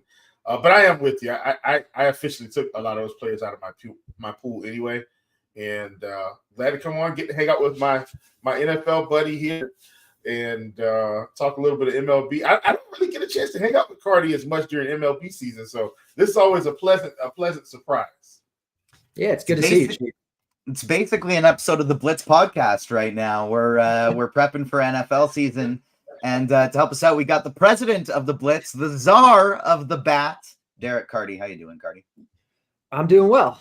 Happy to be on a show with you. Happy to be on a show with Chief. Like he said, normally it's NFL season when we get to do these. So yeah, I'm excited. Why don't you start us out with a little breakdown of the slate? It's a big one. We got 12 games. We'll have to rifle through this pretty quickly here today. And we got well over 500 people watching. So we'll say if we want some home run calls today, we want some Spidey bombs. We want to know what the bat has to say. We want some home run picks from Chief. Get me up to 200 likes, and we will get those home run picks for you. Cardi, why don't you give us a breakdown of what the heck we're doing at pitching today? So pitching today, there's like any other day. There's a top tier that I think is going to draw most of the ownership. It's Freddie Peralta and probably Chris Sale. I like Peralta more, and he's cheaper on DraftKings, and he's a lot cheaper on FanDuel too. So Peralta's kind of my number one guy today. I think he'll also be the chalkiest.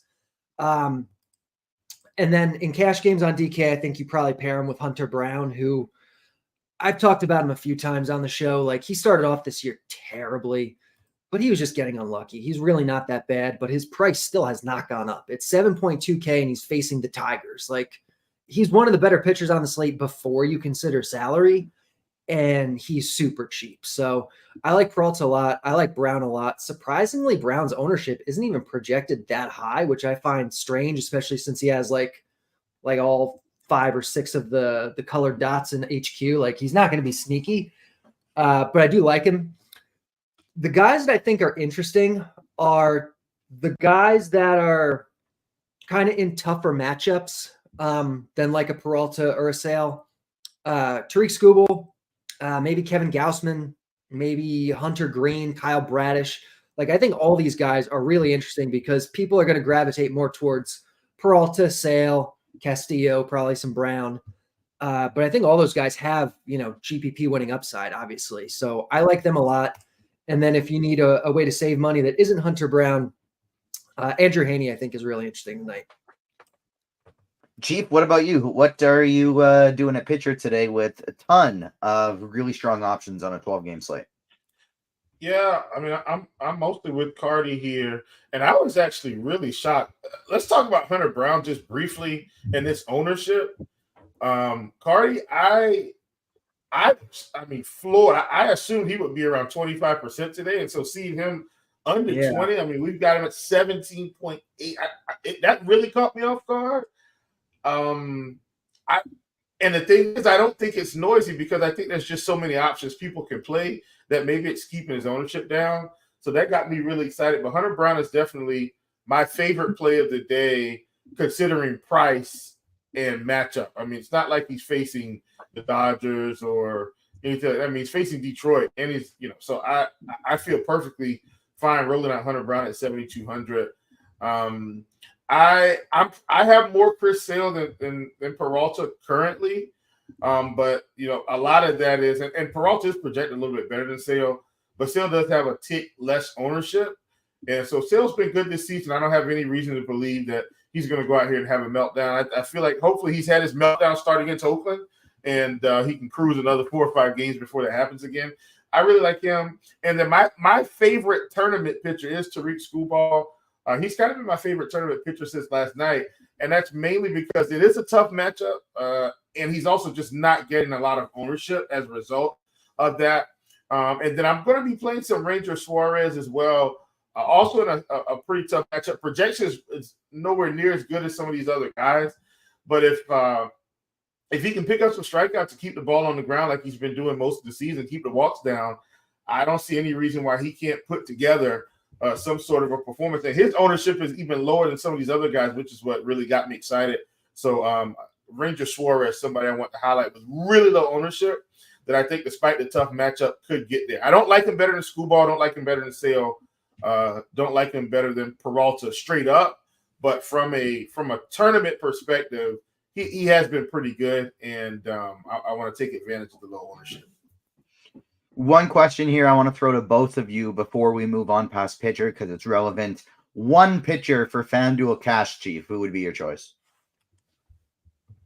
For me? Yeah. Oh, for me, it's probably Hunter Brown. I take the savings and load up on the bats, but I probably play Cash a little bit differently. I'm assuming for Cardi it's Peralta. It's probably Peralta for me, but I don't have any problem going with Brown. Like, I think he's good. You get to save some money. It's the drop off in projection isn't huge.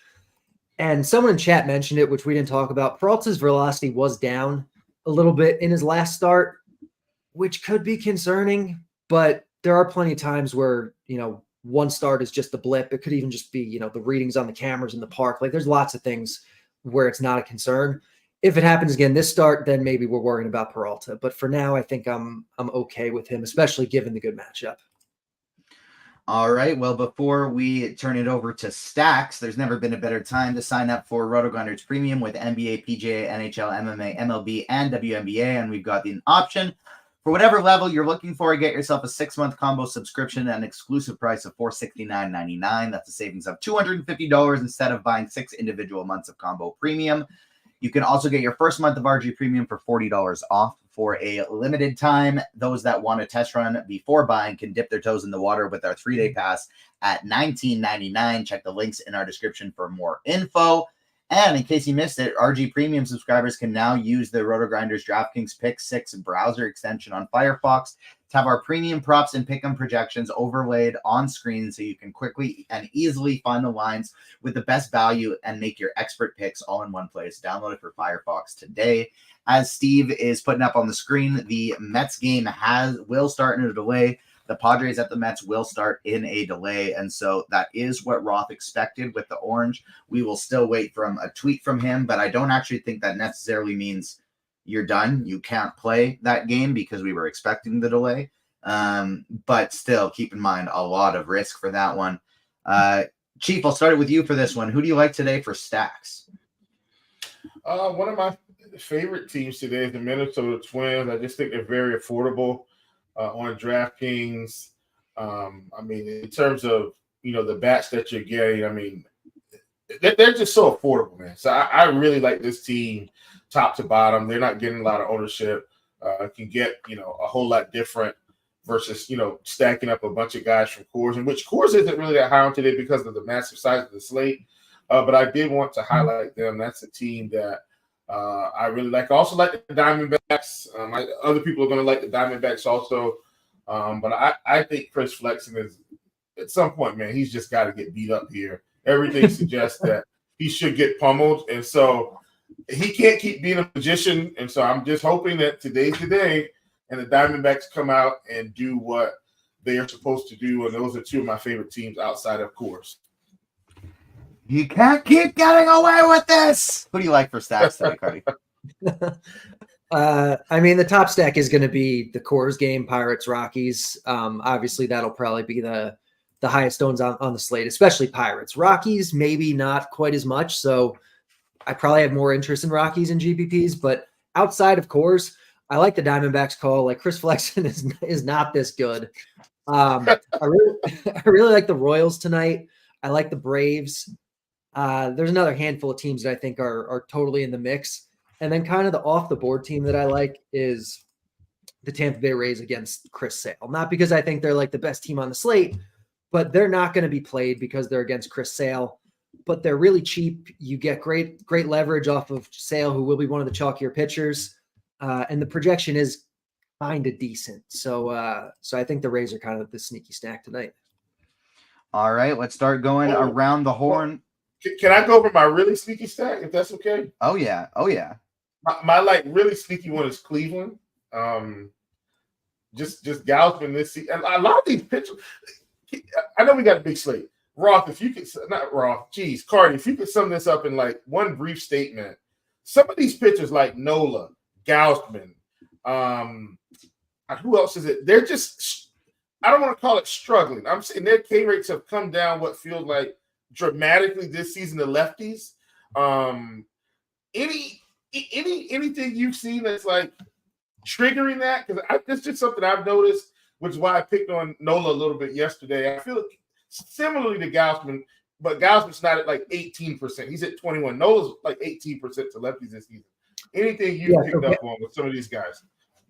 Gausman's stuff plus is down this year. It's not as good as it's been any of the past several years. It's been, very good in past years, and it's actually a little below average this year. So I know he kind of dealt with the injury in spring. I think came back a little into the season. Maybe he's just hasn't gotten himself together yet, but he doesn't look quite like the same guy.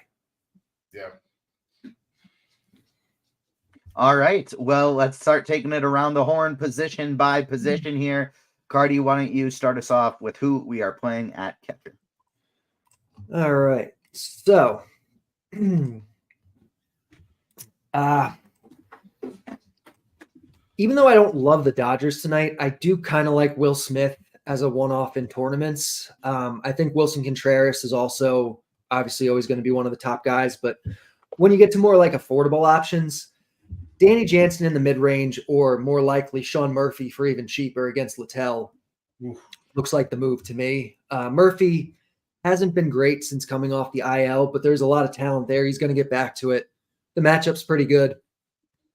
So I like Murphy. Or you can play 3K Henry Davis in cores. He's hitting 9th, but he's got a pedigree. He's cheap. He's going to be really good and probably pretty popular. Chief, who do you like at catcher?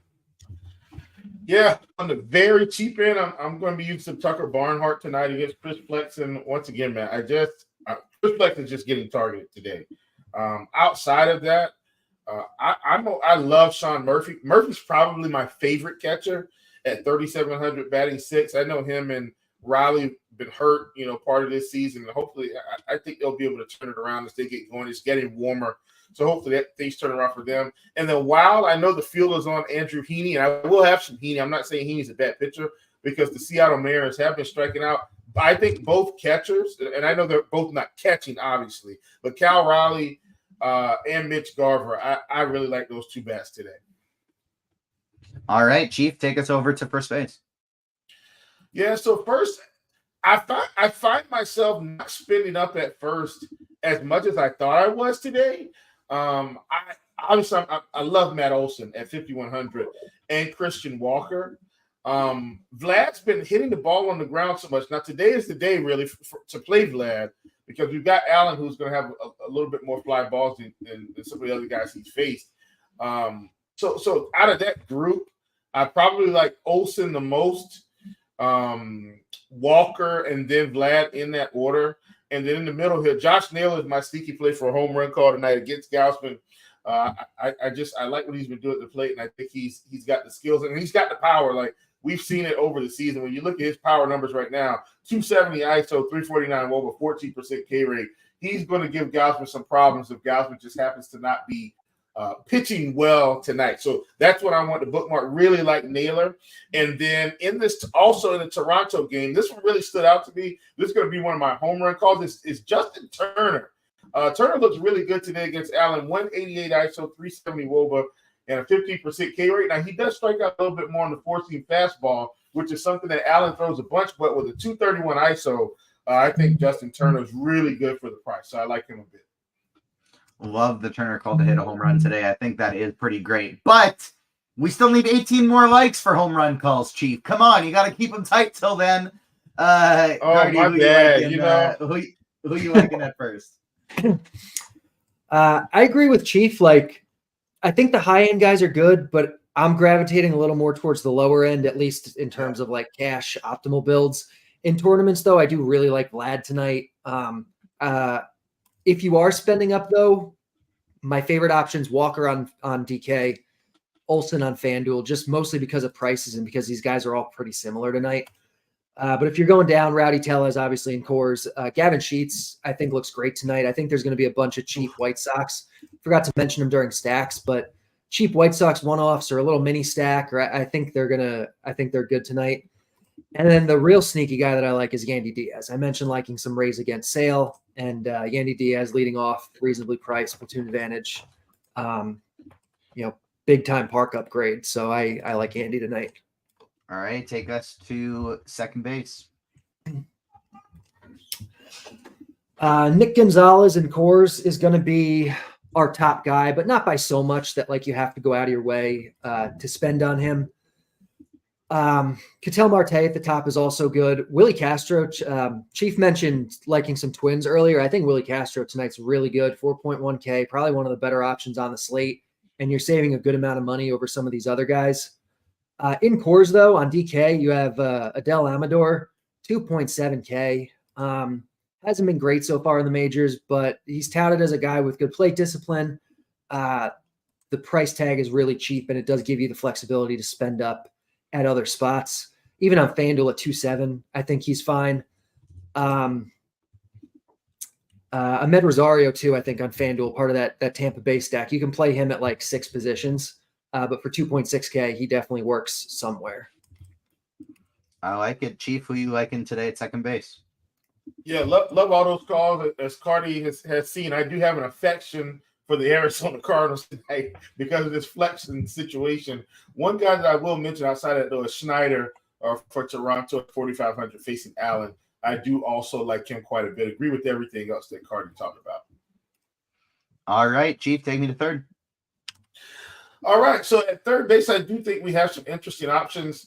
Up top, I'm fine with like Manny Machado. Perfectly fine with Jose Ramirez. I like Matt Chapman quite a bit in that San Francisco game facing Anderson. I'm actually pretty fine with Cabrian Hayes here at 4,200, righty. And then as we go to the lower end, Eugenio Suarez at 3,500, batting in the 7th hole, but the price savings that you're getting is really good. And Donovan Solano facing off with Minaya. I know we've got that game kind of scratched off, but I think Solano's cheap enough to where you can still include him in some of those bills. He's been hitting pretty well and does have the platoon advantage here. All right, Cardi, who do you like today at third? If I can, I want to get up to McMahon. I think he's great today. But I think Jose Ramirez against Gausman is going to be a really nice GPP play.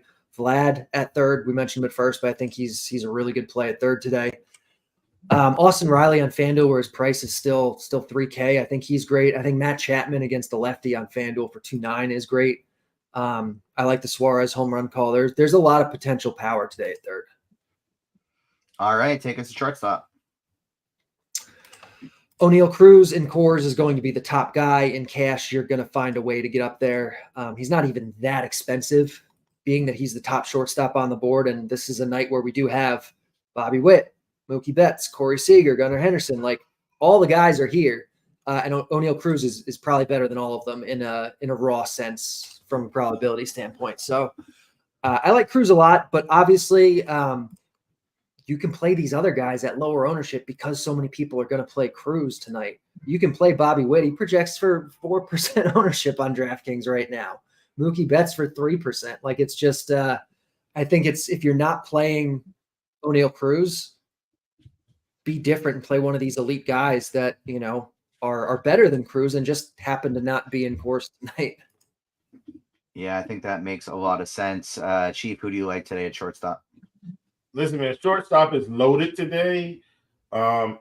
We've talked about Bobby Witt. I mean, we talked about Mookie. Like, these guys are professional hitters. But I do want to highlight Bobby Witt again. Like, Bobby Witt, and I think I mentioned this on the morning grind yesterday. Bobby Witt could legitimately score close to 20 fantasy points, and this team could only score 2 runs. He's got that much upside in terms of being able to get on base, being able to steal, so forth and so on. So I really like him. Mookie Betts, another guy, just a professional hitter, man. Like, I like Cole Reagans. I don't have anything against Cole Reagans. I think he's a great tournament pitcher, but Mookie Betts at 6K with, borderline no ownership today, I think it's a perfect spot to play him. And then while, I know we like Peralta, same thing with Ellie, guys that have stolen base potential, really like him. Bo Bichette, obviously, facing off against Allen, which is one of the teams that I like today. Carlos Correa facing Spence, another guy that I really like. So I'm not spinning all the way down in too many spots at shortstop tonight. I'm probably high 3K, mid 4K, and up mostly. But Arcia down here at 3,400 against Little, I'm in on that one also. 8 likes away from some home run calls. Come on, get us 8 more likes, and we got Spidey bombs. We got Cardi's home run plays from the bat, and we got Chiefs homers calls as well. Chief, take us to the final position, the outfield. Yeah, so in the outfield, man, typically what I like to do is everybody knows we can play the big bats, and Cardi did mention him, but this is a guy I was saving him for the outfield. I wasn't going to play him at first today. Gavin Sheets against Nelson, batting in a 2-hole today at 3,300. Guy that's shown some power, man. I just think he's a great play today down here at the bottom. You've got Mitch Haniger against Heaney in a 2-hole for 3,400. He's another guy that I think has a shot here. I talked about one to target Allen, George Springer, 3,800. He's another guy that I think we can get into those lineups. We've got Larnach from Minnesota facing Spence in the 2-hole at 3,800. On the same team, Byron Buxton, 3,900. Adam Duvall, 3,800. And obviously those guys are a little bit further. Buxton and Duvall are a little bit further down in the lineup by 2 or 3 spots versus, somewhere between 2 and 6. But it doesn't matter. These are just really good hitters today. That are really cheap, and so I want to highlight those guys. Obviously, I like the Twins, I like Toronto, and I like Cleveland, but I did want to highlight some of those cheaper guys specifically. All right, Cardi, who do you like today in the outfield? Starts with the core stuff, obviously. McCutchen, Reynolds, Brendan Doyle on the Rocky side. Nolan Jones on FanDuel, healthy now, and he's 3.2K. I think he's great. But outside of that, I agree. I like Buxton. I like Willie Castro. I like some of this Minnesota stuff.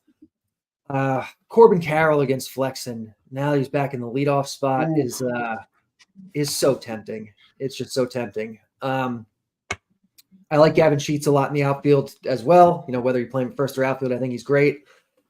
Fernando Tatis is a guy that I'm really like. If there wasn't weather, I'd be all about Tatis tonight in tournaments. The spot is really good. It's just the weather is kind of obviously questionable. So decide what you want to do about that. But I think Tatis, if there weren't weather concerns, he's probably the top outfielder on the whole slate, cores or non-cores or Dodgers or anybody. And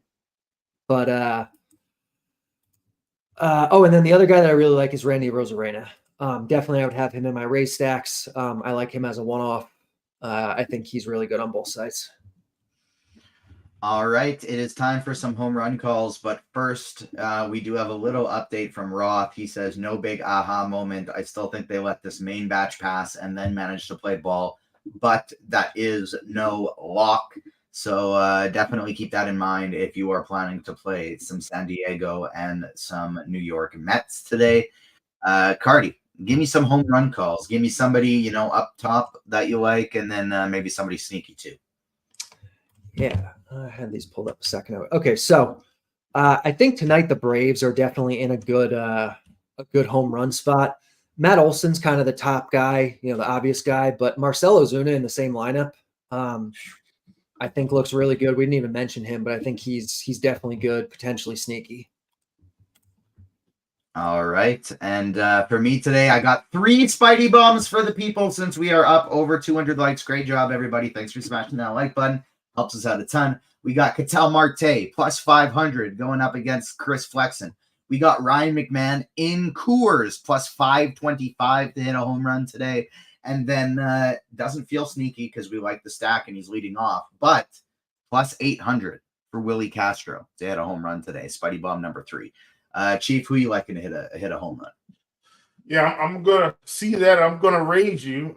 I'm kidding. Give me Jock Jams, facing off against Flexen, man. One of my favorite bats against Flexen today. I already mentioned the fact that I like Turner against Allen. I think he's kind of a sneaky one. And then if you go, to the Minnesota game, I think there's just a plethora of guys. Let me do this. I want to give you two from the Minnesota game. I'm going Max Kepler, and I'm going Trevor Larnach against Spence. Let's give you two. And if Willie Castro hits one, that means we get three from that game, which means hopefully our twin stacks are doing what they're supposed to do. Yep, exactly. If we get 3 home runs from them, I hope they better be getting there for us. Time for us to take some QQs here. We are about 12 minutes away from lock, so make sure you're getting your lineups in. I'll be going to the RotoGrinders live stream Discord chat first, then I'll be going to the YouTube chat second. FanDuel GPP Chief, I have a lineup with Walker, Marte, and Justin Turner. In the outfield, would you want to play Carroll to complete that stack or Schneider? Carroll. DK Cash, $4,600 or below in the outfield, Cardi. Who are you going with? Let me pull up prices. Brian Reynolds. Yeah, Brian Reynolds. He is 47. It's 46 or below. Oh, I thought you said 48 or below. McCutcheon. I thought he did too. I very well might have. That could have been my bad. Looking to the next one here, we got FanDuel single entry favorite pitcher. So I'll ask that for each of you. Cardi, who's your favorite single entry pitcher for FanDuel?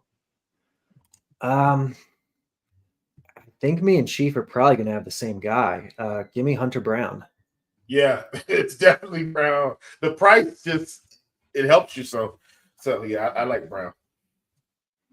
All right. No love for Ozzy Albies today at second base, FanDuel cash, Cardi? Not in cash, no. In your Brave stacks as a one-off, sure, but I don't think he's good enough for cash today.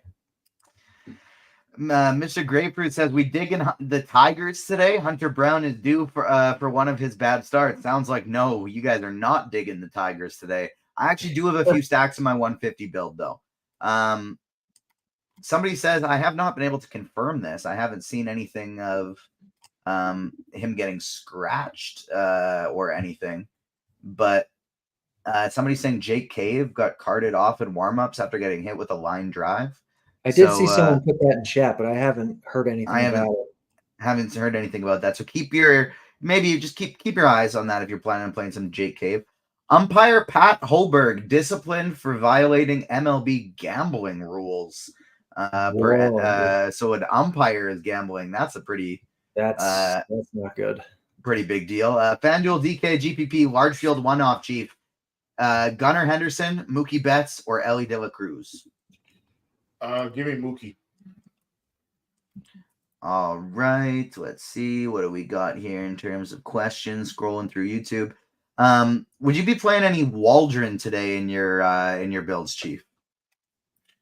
Now that Roth has given us a slight weather update, we think it's going to start late. I will have some, but I've diminished the shares. I did have some prior to that news, though.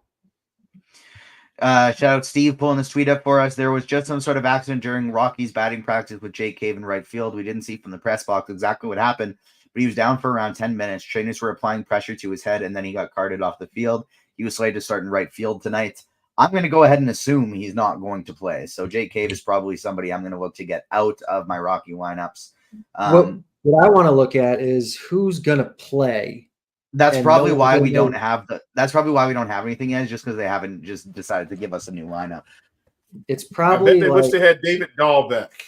Jesus. I think Bouchard's probably interesting.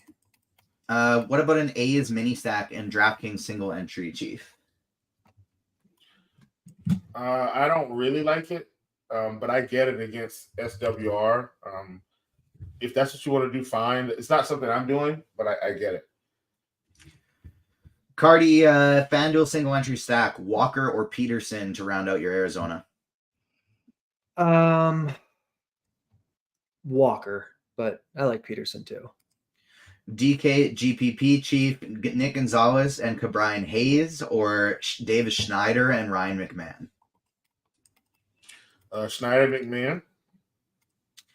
Is Jerickson Profar a good option on FanDuel for a GPP? I would say don't one-off anybody from that game. If you want to play San Diego or if you want to play the Mets, that's fine. Full stack them, but because of the weather risk, even though there's a good chance it ends up fine, I would say don't play any one-offs from that game. It's a big slate. You don't need to.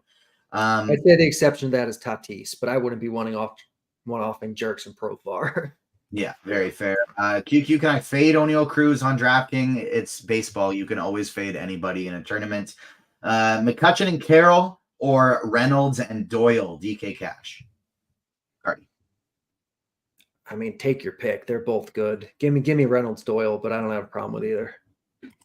DK Cash, Carroll, or Reynolds, just one of those. Reynolds. Yeah, I think you just kind of auto go with the guy in Coors in that one. Switching back to Discord here. FanDuel single entry last piece, Chief. Haniger or Flores? Ooh, I'm assuming they're talking about Wilmer. Give me Wilmer Flores against Anderson. We got I'm assuming that they're playing either Willie Castro or Davis Schneider in this lineup, and that's why they have this flexibility. But DK Cash, Cardi, Marte or Carroll straight up? It's probably Carroll for me. And then 3,900 or below DK Cash catcher, that is absolutely Sean Murphy. Mini stack the Royals with Witt or the Rockies with Tovar. Which one do you like better, Chief? For me, it's going to be Royals with Witt, but you should be playing Rockies with Tovar. Cardi, FanDuel one-off. Sheets, Larnack, or Riley Green? Sheets. We have 5 minutes left to lock. That's it for questions right now. Get your last-minute questions in here, and we will get them in before lock and get your lineups in as well. And if you're just joining us, you haven't hit the like button yet, go ahead and give us a like right now as well. Larnack or Sawinski on DraftKings, it does not say the format, Cardi. It's probably Sawinski for me. Larnack's going to have the pinch hit risk. Sawinski's in Coors. And there's going to be other Pittsburgh outfielders that people are going to play before Sawinski. So I think he's good. Make sure to give us the format of what kind of contests you guys are playing, because there's a lot of people asking questions in chat and it's just kind of about players, but the contest really matters. So make sure you let us know. What do you think about Woods Richardson in a DK GPP, Chief? Yeah, I'm fine with that. I have some Woods Richardson. Just straight up, Cardi, your favorite FanDuel second baseman. Like considering price, ownership, anything. Doesn't say. We need more specific questions. Could guys. be your favorite name, favorite jerseys, just anything. Give me your favorite. Nick Gonzalez, I like tonight. DK tournament third baseman 3,300 or under. Chief. Third baseman tournaments 3,300 or under. DK, correct? Yeah. I mean, there's only like 3 guys that qualified, and no, there's more, but they're all really it's probably Solano. Because it says he already has Solano. And it's 33. Find the extra money and get up Eugenio Suarez if you got to go that low. Like that's what I would do. Find the extra $200. Isaiah Kiner-Falefa. The guy has been weirdly okay for the Blue Jays this year. Play yourself some Isaiah Kiner-Falefa going up against Logan Allen, I think. Why don't you? Oh, no, we still got a few more questions here. FanDuel Cash, Cardi, Nolan Jones or Corbin Carroll? I'll take Jones first, but I think they're both definitely viable. Peralta or Sale, Chief, a DK single entry? It's Sale for me. Sale or Castillo, DK single entry. Well, they're very different in price, but I mean, if you can get to Sale, it's definitely Sale. DK Cash, Cardi, Blackman or Carroll? Carroll. DK single entry, Chief. Favorite stack to win it all? Minnesota Twins. FanDuel single entry, Cardi, Ozzie Albies and Nolan Jones, or Mookie Betts and Austin Slater? the first one. Would you play Peralta and Castillo with a White Sox 3-man or Peralta and Brown with Arizona in a DraftKings single entry? Chief. Chief. Peralta and Brown, no question, with Arizona. It's easy money. Yeah. FanDuel single entry, Cardi, is going Arizona and Pittsburgh too chalky. I mean, Pittsburgh definitely is going to be, and I think we'll probably see a good amount on Arizona too. If you're doing that, you really need an off-the-wall pitcher, but you probably want to find a way to differentiate and just pick one of those with a different second stack. DK third baseman under 4K. Who would be the best play? You're going with either Eugenio Suarez or I think Jose Miranda is fine. Dylan Moore is fine, but if you're looking at the bat, Eugenio Suarez is the guy that projects the best under 4K for them. Favorite DK catcher, 52 DKGP catcher, 5,200 and under. So basically anybody not named Contreras or Smith today. Who is your top catcher raw points, Cardi? Danny Jansen. Yeah, that's what I've got too.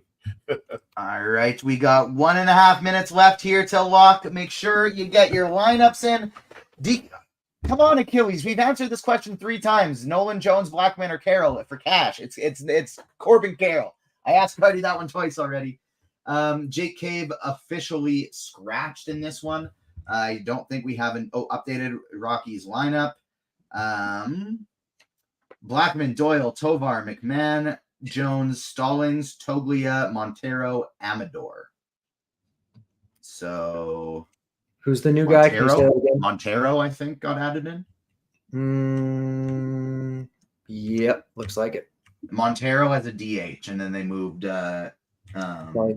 move Nolan Jones maybe, or move Nolan Jones or Blackman into wherever Cave was today. Yeah. So not a super exciting addition to the lineup there with Montero. 1 minute left till lock. Last question here. Locklear, Chapman, or Dylan Moore and Slater for FanDuel Cash, Cardi? I missed the first name. What was that? Locklear. Okay, and Chapman or Dylan Moore and Slater. For cash, you start over. I'm sorry. Don't play either of those pairs in cash. Yeah, I kind of had a feeling you were going to say that. That is it for questions. Make sure you keep an eye on the weather between the Padres and the Mets. Make sure you adjust your lineups if you had Jake Cave in them. Thank you so much, everyone, for tuning in today on behalf of myself, Cardi, Will. We got the amazing Steve behind the scenes. Thanks so much for tuning in, and we will see you tomorrow for some more baseball, for some more UFC, and actually still tonight, because there's an NBA Crunch Time show coming as well for Game 4 of the NBA Finals. So thank you so much for tuning in, everyone. We'll see you later. Peace.